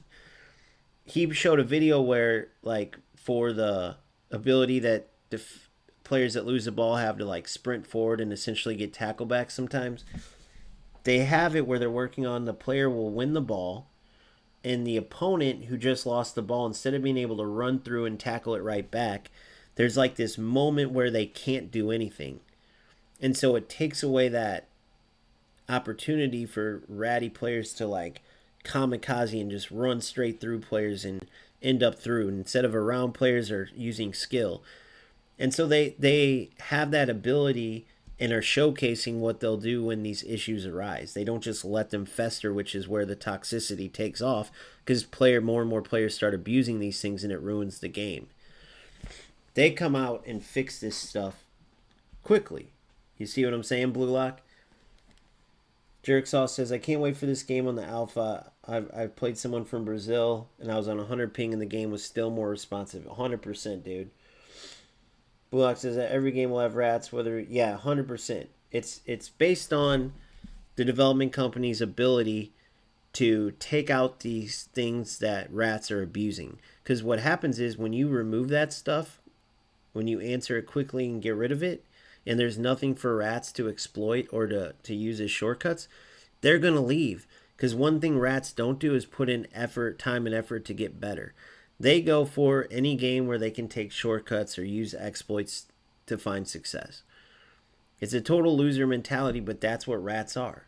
There's no winner that decides to be like that. They're all losers by definition. Yeah, in UFL, I know that finesse shot by the corner. I know what you're talking about. It looks so stupid. It's the same with the corner flick on where the defense locks, or that little chipped ball from the top of the box, which I highlight in my video coming out tomorrow from Pizzolato. And sorry if I'm mispronouncing that, but yeah, man, I mean, the gameplay, like when I'm watching this, even the 5v5, it's just so smooth and excellent, right? I mean, you can't beat it. It's perfect for tournaments, right? Whether it's 5v5 or 11v11, because you're going to get great gameplay. No excuses there. The development company has their focus on gameplay. We haven't had a development company do that in years and years, right? All these development companies are focused on promo packs and promo players and getting you to spend more and more money on transactions and season passes and all this other bullshit, right? Or focusing on the graphics, making sure the sweat looks realistic and making sure, you know, the jerseys look great or shadows look good so they can make a promo video to get you to buy the game instead of focusing on actually making the gameplay good. So after the players buy the game, instead of driving home like different shit for them to keep spending money, you drive home, hey, the football's great. Like that's all they used to be able to sell the game on. And so back then, over a decade ago, right? It's been that long. The gameplay, that was some of the best football games we had because all the development companies cared about was showing us a great game that we would want to play. Now, half the time, like FC finally this year, after shit in the bed, had to release an actual trailer where they showed gameplay. But look what they did every year before that. All these games show like these cinematic videos, and it's always highlighting new legends or icons or players or ways that they can get you to keep spending money, right? Goals is the first development company in years to go back to how it used to be and focus on the gameplay, right? And that's why long term they're going to keep getting more and more players. And the microtransactions they do put in, if they keep them reasonable, players will have no problem swiping their credit card because everyone understands it's a business, right? And so when you support goals and you buy a kit or buy the limited packs they'll put for sale or whatever it is they decide to do, you don't feel like you're getting ripped off. You feel like, oh, I'm lucky that I get to put a couple bucks in. If you want, you don't even have to. And that's going to make more players spend money easily, right? And I love that Goals has the confidence to do that instead of just looking at like UFL. How do we get the most money right now? Because to me, that shows that UFL doesn't have a plan to stay here for a long time. Just a short time, take everyone's money, and leave. So Blue Lock says, Bossman said on a stream 2 days ago that UFL was the best football to date. Everybody in his chat was disagreeing, and he ended up banning a lot of us. Yeah, I know, dude. See what I mean? You see the bullshit? If you don't know my backstory, that's how I started making content. I was playing FC, finally could put in the time to play competitively, right? Because I was missing competing. I played football my entire life. Then coaching is great, but I still coach to this day. It's not the same when you're helping the players, you're guiding the players, but you're not competing. So these football games allow you to actually get those competitive juices flowing, right? And so 22 I started into like competing to where I got to. That was the first year where I got far. I was playing tournaments, wasn't winning shit. And even once I got to like the lower rungs of playing the open cups or the cups in FC and stuff, I was still like, I made it to one regional playoffs, and other than that, it was constantly like losing records, but like 7-11 or 9 wins in 11. What, you know what I mean? And I was just happy to be competing there. So when I say like I played in the FC Pro stuff or what, you're talking not like you seen me on TV playing Vergang. My biggest claim to fame was beating Gibaros in the beta of FC 26. Gibaros at the time was number 4 in the world. I played him a day after he knocked out Tex. By the way, that video is on my channel. You can watch it. Guibarros.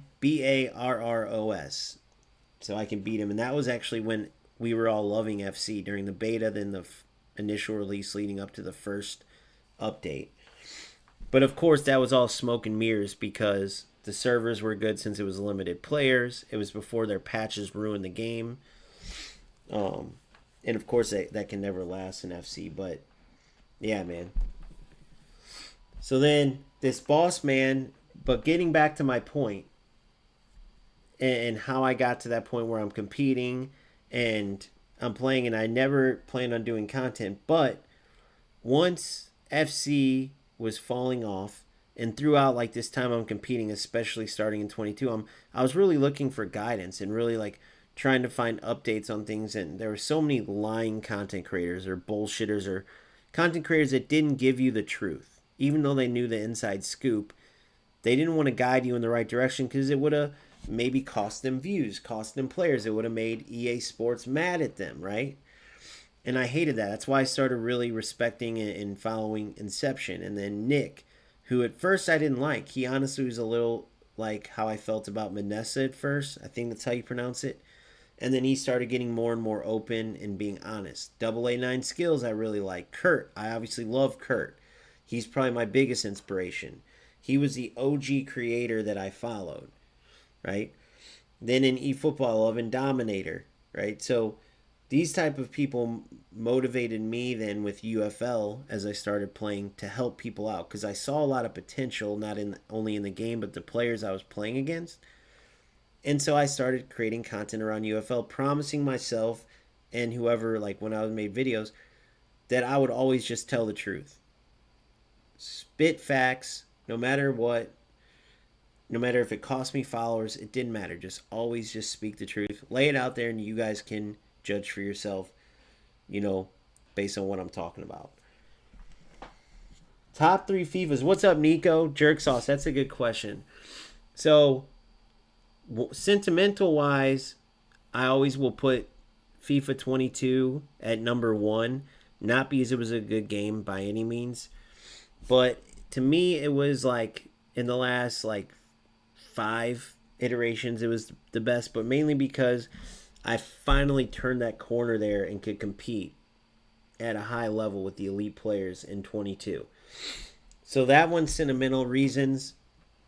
I'll always remember FIFA 12, but not because, again, it's more nostalgic, but that was like 2 years into Ultimate Team. And I'll never forget, I was able to take a full silver squad. So think about it. So these are like, you'll see why I like these. It's not as much like, oh, great gameplay, but it shows you how ridiculous these games got over the past decade or two, right? And so I took a full squad of MLS silver players, all 95 pace, 93, 94, and I was able to just climb the ranks in Ultimate Team. So FIFA 12 was one. Definitely FIFA 11 was like my intro into Ultimate Team. Right? I think that was Hulk. When was Hulk? That's my number one would be 11. 12 I remember because it was so funny how I was able to take an MLS team and just dominate. 22 because it was my first year competitive, but what year would be when Hulk was an absolute monster? It's probably several years, but it was also within Ultimate Team, so that narrows it. I think it was 11. I remember they had the tournaments. It might have been the first year for the tournaments. Or am I going backwards? That was 13, wasn't it? I think I'm going backwards. I think that was 13. You know? Yeah, I think it might have been 14 then. It was 13 or 14. Might have been 14. But was that the first year for tournaments? Because that would be my number one memory wise would be 22 because I finally could play at that elite level. Finally turned the corner and qualified for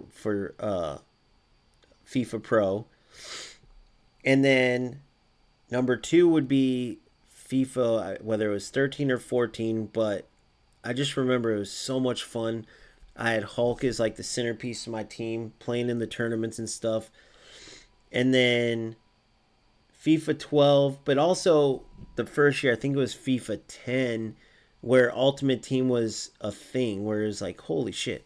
Then you got to add in there the first year. Remember, I'm a PlayStation player, so I know you said top three, but at least an honorable mention, whether it was FIFA 17, 19, whatever it was, where we could use in PlayStation the Legends for the first, because they were called Legends at first, and then they ended up being called Icons later on, but you could only use them in Xbox for a while, right? Like Hullet, Ronaldinho, Ronaldo, all these players that you could only use them in Xbox at first. To the point where Ronaldinho might have even still been playing. Like, dude, this is over a lot of years, guys. But I remember Hullet was always in there, and like Vieira, not even Vieira actually. I think he got added after a while. I have to literally go back; it all jumbles up. But you could only use them in Xbox, and then the year when finally you could use the icons in both Xbox and EA Sports.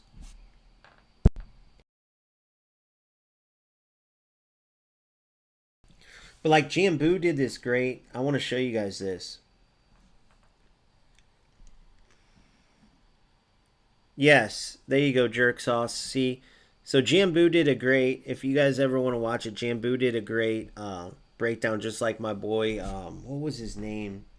I want to say his name right. Anthony. Hold on. Let me give you his name because there was a guy, Marlon Anthony. If you look up Marlon Anthony Pez, he did a great history of Pez. But Jambu did a great one with FIFA, right? So you should check if you like these documentaries that take you down memory lane. It's pure nostalgia. Marlon Anthony's is the best football gaming documentary ever for Pez. It's in like a bunch of parts. It's tons of hours of just nostalgia. But Jambu recently did one for the history of FIFA and kind of where he felt the downfall went, right? But yeah, guys, I mean, on I've said pretty much all I can say with regards to the gameplay. I don't want to start getting repetitive, but I also don't want people to think either A, that somehow I'm making any money off of this, because this is pure passion for wanting a great football game, and you got to think of the excitement. Like, so it's 26 now. I said a decade or two. So you think that takes us all the way back to like the beginning of Ultimate Team, that we actually last had a great football game, like PES 6 and then PES 13. Those two, like if you ask me my top three favorites on PES, I'd probably stop at 2 because PES 6 and 13 were just a whole different level. PES 6 was back when it was just me against my buddies. That was during my college, to show my age, my college career days, right? And we loved it because it was so realistic. Whereas, like, if we played FIFA, this was back when, like, Wayne Rooney was the cover athlete, and, like, we made a rule you couldn't use Rooney because he was so broken. And then the Barca team from that era, like 6 through 10, we made it where you couldn't use Barca because the team was broken. Like, so the game was so arcade-like and so messed up. We would make our own bands like that. Whereas PES, it was pure football. And once they started trying to copy off of FIFA, which started pretty much at like PES 7 and on, and it got worse and worse until like 13. In my opinion, they had this like something happened. Everything fit right, and PES 13 was so much fun, man. But they quickly fell off again, right? Whereas FIFA, the last like really good one, like think about what I'm saying in FIFA 12, being able to use a team full of silver MLS players. Because how I learned that is I'm a Man United fan, been a Man United fan since literally 92, guys. Right? They had this thing called Soccer Saturdays on ABC or something. And me and my dad would always watch before I had to go have a game. If I didn't have a game, we would go train in the yard. And I would watch Soccer Saturdays early Saturday morning. It would get me pumped up, right? And I remember Ferguson's version of Bugsby's Babes or whatever. Let me show you. Hold on. Show you something.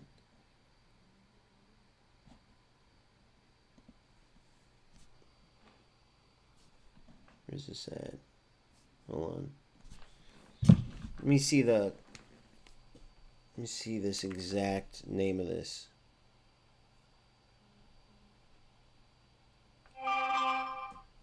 Because I want to, if any of you older guys like me will remember this show, watching it with your family. Because if you're younger, you might not know this, but it used to be hard to watch any type of football in the U.S.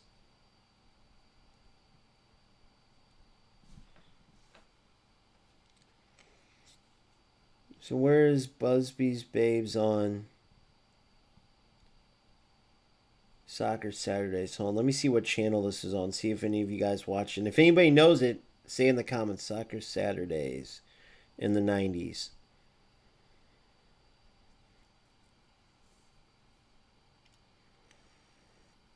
Yeah. Defined by the rise of Sky Sports, transforming from a general sports show to the football-focused Gillette Soccer Saturdays. By 98, Jeff Stelling became host in 94, bringing iconic, fast-paced updates alongside pundits like Chris Kamara, while Soccer AM started in 95, provided anarchic cult classic weekend morning coverage. So I don't know if you guys remember that stuff, but I would watch it, and dude, these incredible, remember the Beckham from midfield, all the incredible moments and all the criticism that Sir Alex was taking, and he just handled it in stride, always with utter confidence, and it just went on and on. And then from 92, the incredible treble in 99. I remember where I was when I watched it. I remember just the incredible Giggsy, and remembering he looks like a gorilla when he took off his shirt, running around like celebrating. And just all the brilliant moments. Van Persie giving us a bit of a resurgent. Ibra coming in and just really showing that old guys can still do it with him and Rooney combining. Obviously, the CR7 era. Even though I have to admit, I never was the biggest fan of CR7 because Rooney's my favorite player of all time. I just love what he's all about. I loved how he would track all the way back and just lay it all on the line in his competitive nature.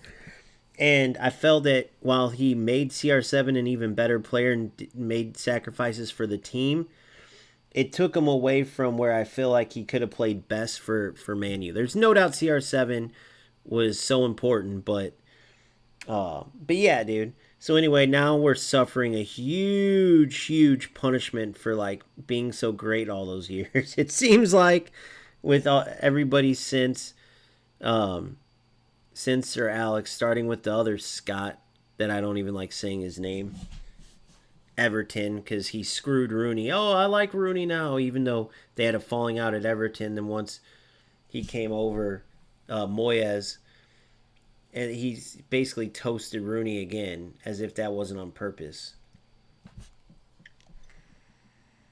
So let's see what we have here.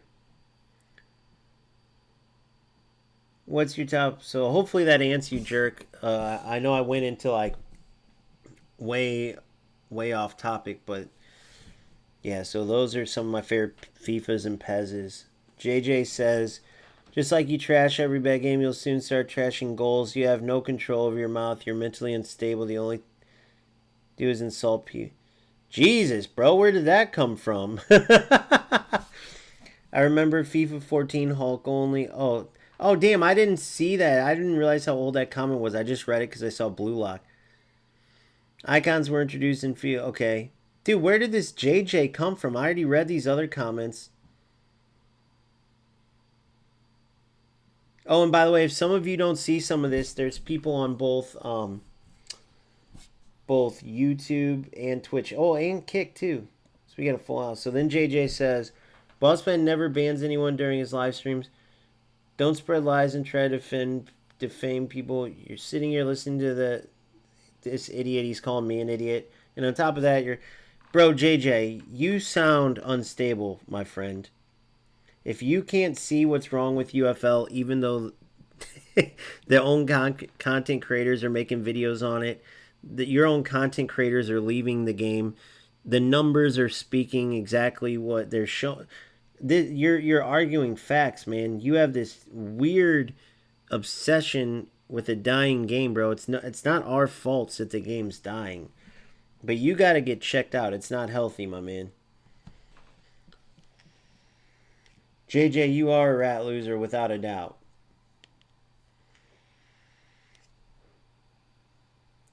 I mean, everything you just said is just totally not true.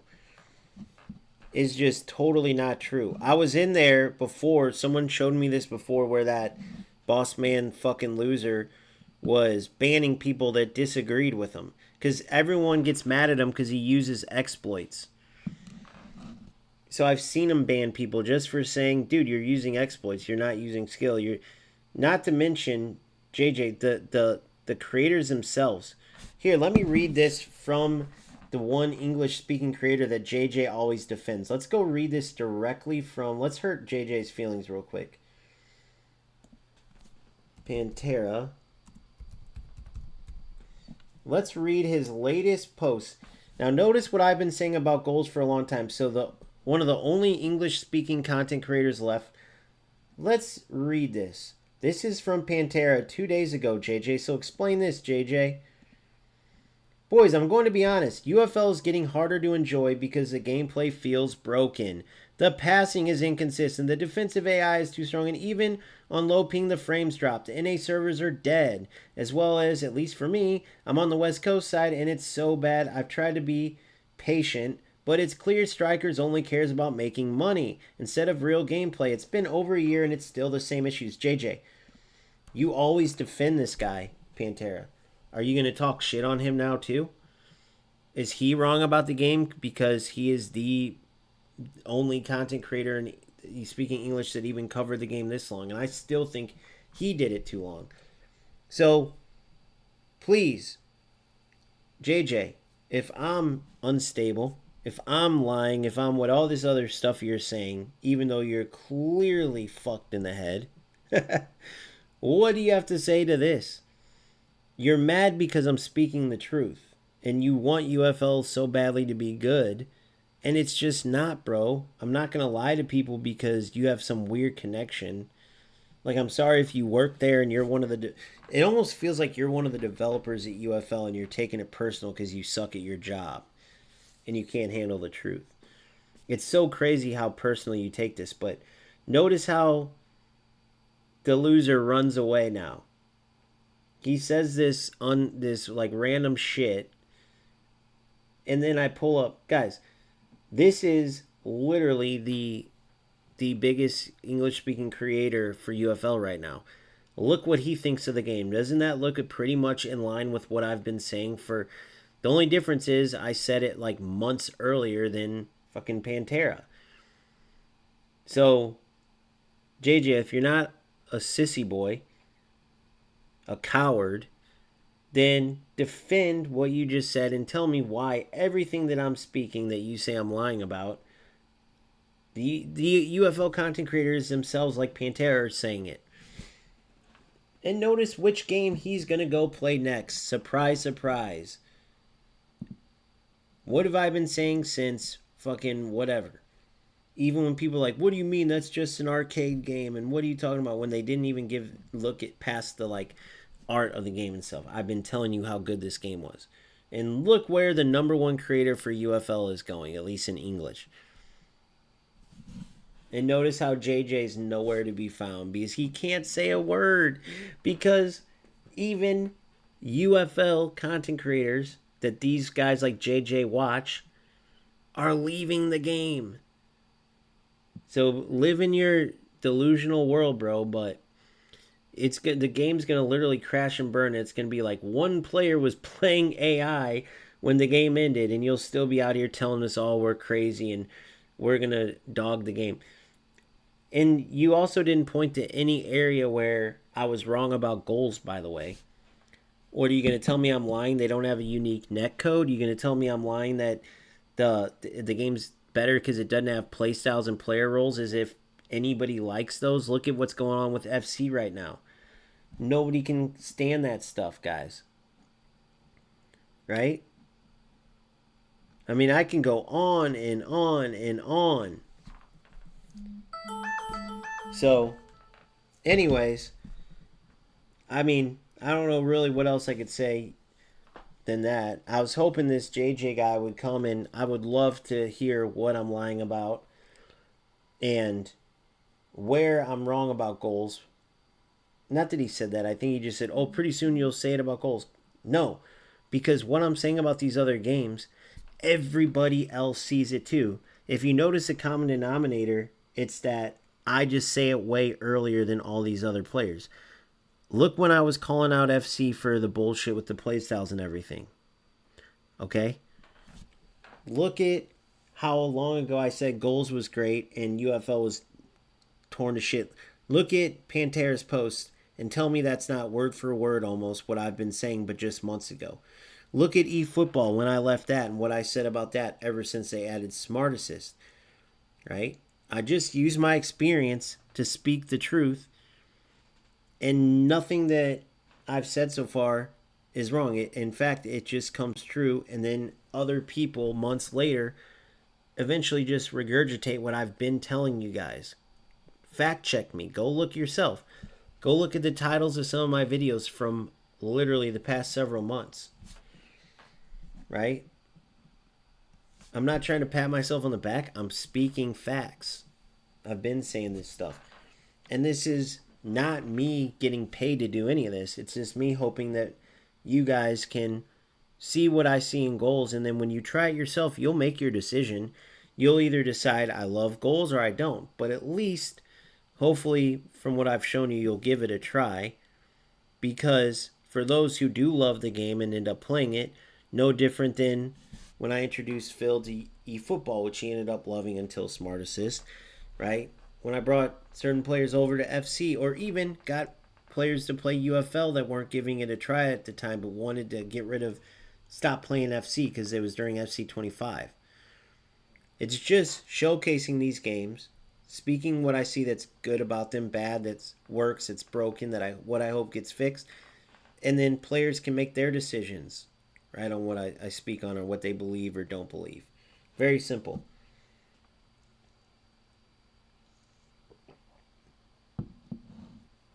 Iron Man. Oh, here it is. Let's see what he says. The game might be bad, then don't play it. Your problem is, hold on, here it is. JJ, here it is. Answer this. Answer this. What does this have to do with winning matches, genius? I'm not even playing the game. I'm not even playing. I've been watching football. When you win, you think you're the best player and that you know everything, but when you concede, what are you talking about? I haven't even played one match. And sitting, you can't accept, because rats ruin these games. No one likes rats. No one does. Read this. Actually, the number one player in the world is a VIP member, JJ. The number one player in the world from UFL, Kevin Pedro, that quit, is a VIP member. As well as Phil, as well as Boomfa. But anyway, I don't have to go into that. I don't know what any of that has relevancy, but I just had to say what I'm saying now because genius. The number one player in UFL that quit because it was pointless because Stryker said, "Oh, we don't do anything. We don't have plans for top players." And he knew the game was going nowhere. It was pointless. So the number one player in the world in UFL that left because the game sucks is actually a VIP member. But anyways, let's keep going. So read this. So now you're a VIP member of the game that I'm talking about because Pantera, way too late if you ask me, is leaving fucking UFL. So what does that tell you, JJ? Nobody send insulting messages. Bro, no one likes rat losers. Nobody. You can't handle the truth. Notice what's wrong with UFL and notice the losers that still play it. You're mad because you're one of them. Look at this. He can't stay on topic at all. So I'm a VIP member of the channel, man. So then why is Pantera leaving the piece of shit game UFL? Why did I call it for months? Yeah, rats kill the game, dipshit. And JJ, you're clearly one of them. Rats kill the game. That's why everybody hates him. The only difference is I actually step up and give them a taste of their own medicine. They spend their time wasting everyone else's time, ruining the game for everybody else. So I call them out for it. And what you notice is that they're people like you. Bro, if you don't realize how big of a loser you are, JJ, you are constantly in everybody's stream. If they say what you like, you kiss their ass. Bro, we have old posts of you on my shit kissing my ass, bro, like to the craziest point. Then when they say something you disagree with, but the common denominator is the hours of your life you waste on a game that's now dead and you can't handle that because now UFL goes away. You suck at every other football game. You've admitted that. You can't play anything else. So what you do is you end up kissing someone's ass until they disagree with you. But you are a rat loser. That's why you can't handle it. It's not insulting when it's the truth. You are one of these rat losers that uses these exploits. So when you see those posts and like, oh, you pay money to be a member of these channels, and then people don't agree with you, then you go and you pay money to be a member at the next one, almost like you're paying for a friend. But all the while, You constantly are in everybody's channel. And the truth is that you just have no skill at any of this. It's like you're trying to buy your way into a group. And for whatever reason, you chose football games. You are the definition of these rat losers, because what they do is, just like you, I can tell you're one of them, they suck at these games. Like, oh, they try to play goals, they get destroyed. They hate that they're bad at it. So instead of putting in work to try to get better, instead of trying to watch others that are actually at a level they want to be at and learning from them, asking questions, picking their brain, they try to come in and start talking shit, hiding behind like a keyboard warrior like you're doing. Or they turn into a rat to try to ruin the game, because like those players in FC who will be losing a game, they'll do everything in their power to tie the game, and then they'll quit. Even though they still get the loss, they'll do all that work just to make someone else not get the win. Just because they're so miserable, they want to bring others down with them. That's what you do. That's why I call out the rats. You are the definition of a rat, bro. And you don't like it when your type gets called out. This is why you love UFL, because in UFL, it was the game for low-skilled players that could do all this bullshit. And you felt like that was your safe haven.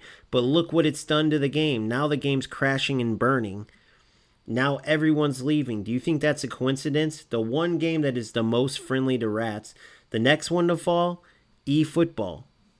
Because they're doing the same thing, only over there they're hiding it behind a feature called Smart Assist.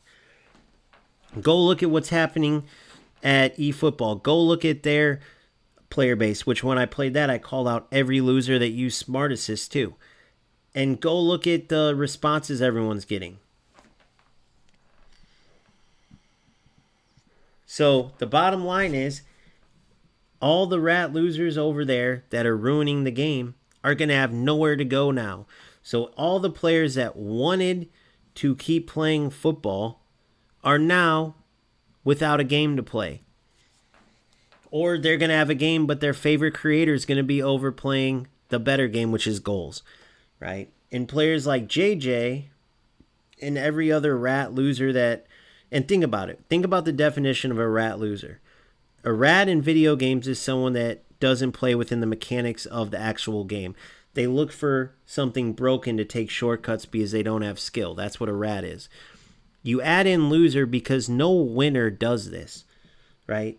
Think about when we were all kids and these games would come out on Sega, Super Nintendo, PlayStation 2, 3, whatever. Any game with a glitch, what did most groups of friends do? I know you guys are the same as us. Whether we were playing FIFA, NHL, anything. If we saw something broken, like let's say if you were off of a face-off and press shoot in a certain direction, you could score on a face-off. We would ban it because we wanted to play the actual sport, right? Because we weren't losers. But what a loser does is they say, we don't even want to compete. We suck at this sport, so we're going to waste our time to use exploits. Even though it doesn't mean anything, even though we're ruining the game, ruining the sport, at least we get a win. Because losers, they can't handle the fact that they keep losing at stuff, so they'll do this. I mean, this is all fact check every single thing I'm saying. No, it has nothing to do with losing. Every person in his chat since then, which is why he left for a while, people were sending it to me, called him out for the same exact thing. And now he's playing a crashing, dying game where he's lying, saying it's a great game, and his own people are telling him he's an idiot. And then he's banning him. Do the math. Do the math. Yeah, exactly. JJ, that's all he could do is spam long ranger shots. People told me about this loser. Notice he changed JJ Okocha from his name because people were telling him, bro, quit disgracing a legend. There's UFL people that make fun of this guy. He's like that weirdo that no one can stand. But anyway, enough with him. Watch this. Yeah, and notice that every comment was like, no one can stand that guy. JJ, he's a rat loser just like you. because the comments were that no one can stand them. No one likes you. No one likes Boss Man. You guys are a big reason why UFL is a terrible game, but if you rat losers like you and Boss Man didn't exist, people could still at least enjoy the game. People can't even enjoy UFL, even though the game sucks. If you had two players that decided to play football, you could still enjoy UFL to an extent. It wouldn't be as good as goals, probably not even FC or eFootball, but it would at least be okay. But because of losers like you that just spam exploits and Boss Man that just spam exploits, people can't even play it, period. So now the guy you're paying, Pantera, to be a member of his thing, he's leaving. The guy you used to pay me, I left because losers like you ruin the game. So because you lose so much in life that you decide to ruin a football game, right? Because of that, now you don't have anything to watch. Think about that. Yeah, look at what everyone's saying, bro. Everyone agrees. Everyone agrees. Go read through the comments section. If you had a jury of 12 people come in, they would go, hey, why is 100 people saying the same thing, JJ? But you're the only person over here saying what you're saying. Tell me that, JJ. Believe it or not, I think even Pantera called him out. Since you guys, isn't there a couple people that watch the only UFL creator left? I mean, I would imagine if you play UFL, if you're here, then you would follow content. You'd follow the only guy that was covering UFL, and now he's dogging the game too. Saying what I said, but I said it months ago, by the way. So now tell me, is he wrong too, guys? Is Pantera wrong too? Which one is it going to be? Same stuff. So notice he never answered the question, and he won't, because he's a delusional loser, bro. So he was saying, you're lying about the game, you're wrong, the game's fine, quit bashing the game. But then I pull up Pantera's post, and he goes, well, I pay to be part of Pantera's channel. Well, you go off on rats. Why didn't he answer my question? All this stuff he was mad at me about for saying about UFL is what started this whole thing. So the loser says all that stuff. I pull up a post from Pantera that he clearly didn't know existed. And in his loser mind, he just ignores that. Like, instead of taking the L and being like, damn, he responds, oh, well, I pay to be part of Pantera's channel. And by the way, why do you do this? He didn't answer the question. Like, okay, if I'm lying about all this, is Pantera lying? He didn't say, yes, I don't agree with him there, or no, I guess you are right. Or he just said, I pay to be on his channel. What kind of answer is that? If Iron Man, you tell me, OG, I can't stand that you say the sky is blue. I think the sky is green. Like, that's why I follow Pantera, because he actually admits the sky's green. And then I pull up a post and I say, oh, does he? And I pull up a post and show you Pantera said the sky's blue like me. What's your answer to that? Right?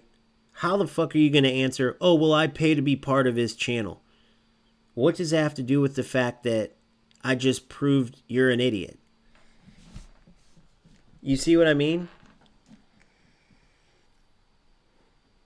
Yeah, Nico. I think Nico's talking about the bullshit that Boss Man KD does, with which, guys, people have shown over and over. Everybody says this about that guy. I played him one game and called out everything that everybody sees in him. How do you know? Go look at his streams and all the comments.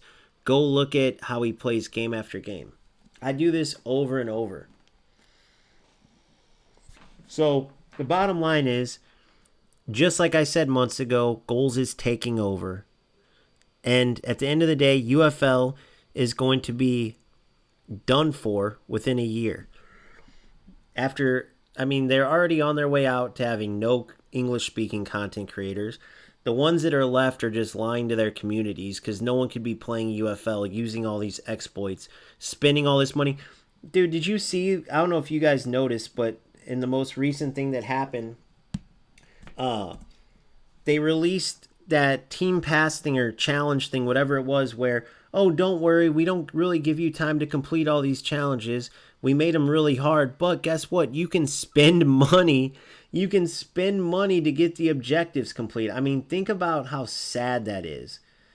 All they are doing is trying to take everybody's money away. I mean, this trash game right here will not last a year. Now they're all very bad. Don't get me wrong. These games, like eFootball is very bad, FC is very bad, but no one's watching this auto-connecting pass, exploit-ridden trash and saying it's good, including its own creators. That Pantalozzo or whatever, I have a video coming out that I reacted to from a video. He shows how stupid the game is. But what's funny is he pointed out one thing. I bring up about 10 that he could have also covered. And that's why the game will never go anywhere. I mean, fact check me. It's hard enough to do content on that dead game. Pantera's done more than a good job with it. Yeah, limits the content. I don't get what you mean there.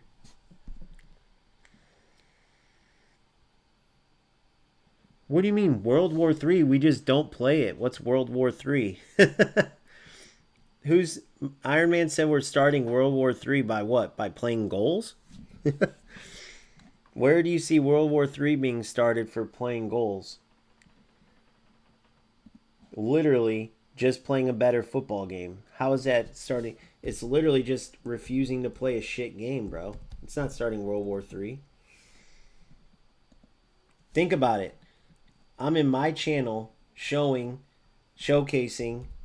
with facts why certain games are bad or why other games are better. Just showing the content, and people can watch the gameplay for themselves. But when I talk about different things, fact check me on all of it. But notice I'm not going to anybody else's channels. Not without dessert. Oh, right? DoorDash is on the way. Notice I'm not going to anybody else's channels. I'm in my own channel covering my stuff. Notice who comes over here mad. It's JJ Okocha, right?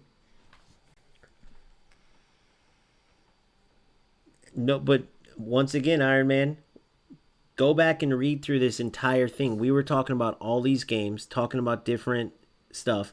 The only people who said anything was JJ and then you. We've constantly been just talking about, hey, this game's good, this game's bad. What are your favorite games? What do you like about this? What do you not like about this? Only you and JJ have so far said anything argumentative even, whether we agreed or disagreed. And that's only because JJ is psychotic. Dude, the dude used to pay to be a part of my channel. And then when I left UFL, he got mad. Now he'll probably do the same thing to Pantera and everybody. When I pulled up that video where Pantera was basically saying everything I've been saying, that JJ was like, you're a liar, this is bullshit. He probably cried right there. He probably cried. It's just telling the truth, Iron Man, that's it. Yeah, exactly. So Iron Man, the only World War III is the same rat losers that are infested UFL, and that's the reason why the game's falling apart. They can't go and play their game because it sucks, but they want to come over here and get mad at, I don't know what they're mad at. I guess for us telling the truth or for me telling the truth. I mean, there was zero, literally zero to zero like arguments or anything. It's really nothing to argue about. Quite literally. There's literally zero to argue about. Damn, I think he went offline too. Hold on, let me see. Nope, he's still on. Maybe he is. Maybe this is older, but either way, you guys get the point. I'm going to hop off soon, but I want to do one thing before I hop off. Getting back to the point before we were rudely interrupted by these ridiculously... I don't want to be too mean. These UFL players. Let's get back to the gameplay and goals. So let me read this real quick, though. The facts are... Okay, I appreciate that, Blue Lock. It calls Surge Road to Garincha. Yeah, that stupid money-grabbing bullshit. Hey, don't worry that you can't complete all these. Just give us your money and you can get the rewards or whatever. It's so dumb. Richie, Bossman, King Carl are all liars and sellouts. Fair enough. I don't even know. I know the Richie guy and Bossman I each played, they were using exploits. I don't know King Carl, but I just see the bullshit that they do in game. And it's clear that they know that they're using exploits, but they don't even say it. Like they use these exploits and act as if it's skill. Right? Like they'll do a 50-yard long-range shot, follow it up with a through ball glitch, and go, oh, what a ball, you know? It's ridiculous. That's why I don't know that Pizzolato guy that well. Some people apparently do. But my boy Kevin Pedro, again, former UFL #1 player, very good guy. No bias whatsoever, right? Since we're name dropping and shit, though, he's a VIP member of my channel because he used my tactics and stuff to get to #1. He'll tell you himself. And he says this Pizzolato's a great guy. Well, I randomly find a video of him. He himself is calling out this bullshit as he's using it in game. So at least, yes, he's using it in UFL, but he's talking about why UFL is so broken and it sucks. So yeah, he was using it, and that's similar to like what I would do. But this Richie guy and this Bossman guy, they're using this shit and just like pulling, like lying to their communities. It's crazy. I agree on the rats. I say the same thing when I play and stream, but I could care less if a rat want to be a rat. There's a cat for a rat. Think about it, if it wasn't for you, I wouldn't even know about the game. I'm old school. Yeah, I get it, Iron Man. I know you've told me that, but you got to understand, dude, there's a lot more to it than that. Like for me and for many of us, because you got to think what these rat losers do to these games. Like same with this JJ guy. Look at the disruption even just in this stream, for example, right? We're simply talking about all these football games. None of us work for Strikers or Konami or EA Sports or Goals. We're laying out our opinions. We're talking football.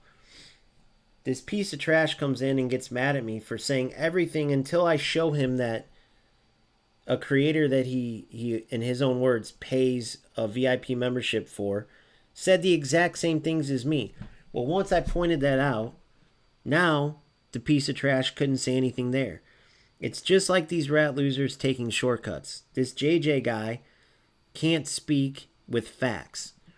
So once I'm a liar and I'm saying this and that, until he sees that the guy he follows and worships now agrees with me, then he goes to something else and then something else. It's like what these rats do in UFL or FC or any game, and they use an exploit until that, is patched or doesn't work anymore. Then they use another exploit and another exploit. And what players like us do, right, is we try to play regular football, but when we have to deal with this shit, which ruins the game, it disrupts everything. Eventually, we say this isn't even worth it, and we stop playing the game. And that's why UFL numbers, along with the greed, along with all the other bullshit, it's not just the rats, but they're a big reason. That's why the numbers keep dwindling. That's why, look at the place that FC's in. Go watch all these streamers play and talk about these players that are constantly using the bullshit that won't touch their defenders. They're going to defend with their DMs and park the bus and get the ball and just spam a through ball. Or turn Smart Assist on despite having 4,000 hours of playtime and being in Division 1, or they won't use Smart Assist unless they're down a goal or two. And then they turn on a rookie feature because they can't handle a loss. That's who really can't handle the loss. These are the true rat losers that can't handle losses. Not me for calling these guys out, right? I always use this example, bro. It's like texting and driving. There's some people that would see somebody texting driving, like, for instance, Iron Man. I feel like I've told you this, but to tell everyone else this. I feel like this thing when I go off on rats and people are like, why not just let them go, man? Just let them do what they want. To me, it's like texting and driving, meaning People might say, oh, it's not your car, it's their phone, just leave them alone, drive past them, and they can't hurt you. But guess what? I could have a family member they could hurt. They could hurt someone else's family, which I wouldn't want this piece of shit to do that, because I wouldn't want some other person texting and driving to hurt my family. So when I drive by someone texting and driving or swerving and almost hitting me, even if I get out of it and I'm okay, I'm going to literally damn near run them off the road. I'm definitely going to be beeping and giving them a piece of my mind, because they're putting everyone's life at risk. Now, is that all the way to one extreme? Yes. But it drives me crazy when people say, just let them go, no big deal, you're fine, why do you care? Because they're going to keep doing it. And without a doubt, they're going to affect somebody or tons of people negatively. That's how I feel about these rats. So it's just like, yeah, I get it. I give them a piece of my mind. 99% of them don't listen. They keep doing what they're doing. But the same reason you don't let someone text and drive, or if I see someone litter and there's a trash can 3 feet away, I always lay into them. Like, there's certain things in life. And in football games, it matters because we all put hours into these games. We all care about these games. A lot of us play these games similar to like a lifetime sport, because we put so much hours in and we compete, and it's our way to stay engaged in football in a way where we can still, play in a way, right? None of us can go out in the yard. A lot of us don't have time, or I have 2 knee surgeries, ACLs. I can't go play the beer leagues without risking putting myself in a wheelchair. But guess what I can do? I can play these football games. So in my opinion, it's well worth going off on these rat losers that ruin these games for all of us, and it's for no reason. None of them compete. None of them win enough to achieve anything, and even when they do, it's through shortcut bullshit. It means nothing. So that's my take on it. I'm not saying you're going to agree, Iron Man or anybody else, but when I go off on these rats, it's because it's so pointless what they do. It's so pathetic what they do, and it affects everybody else just as much as it negatively affects them. Even if they don't care, they don't realize it, it does.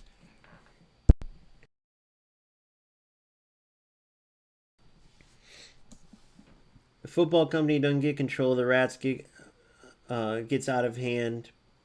True football players will leave the game for good. 100%, Nico. 100%. Every single time. Look at these new car designs, by the way. I love this, dude.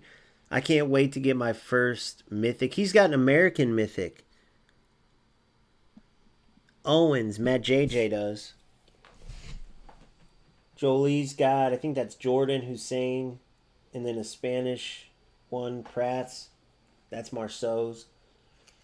Got a legendary player, the Polish legendary Akel is using. Then some Beast Epic cards. The purple's Epic. And then what is it? Wait, so it's Basic, Common, Uncommon. Which Uncommon's green. Basic's black. Uncommon I think is gray. Sorry, Basic's black, Common's gray, Uncommon's green. Then what is it? What's blue again? Damn it. Epic, Legendary, Mythic. But what's the one in between? What's the blue? Epic's purple. If green's uncommon. I'm forgetting one, guys. What's the blue one called? Does anybody remember? For 1,000 million trillion aura points?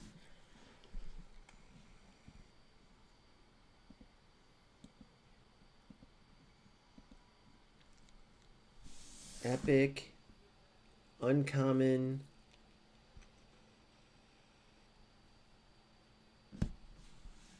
Oh my gosh, I forgot what the blue was. So purple's epic.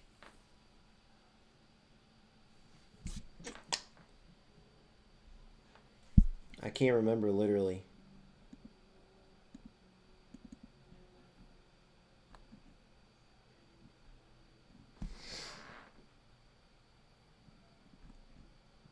That sucks. That's gonna drive me crazy, but whatever.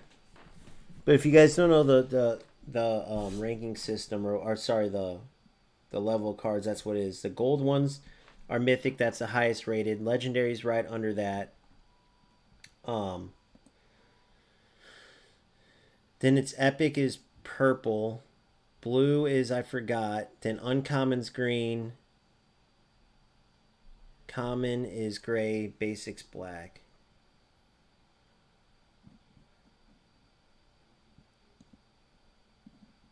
Epic Plus.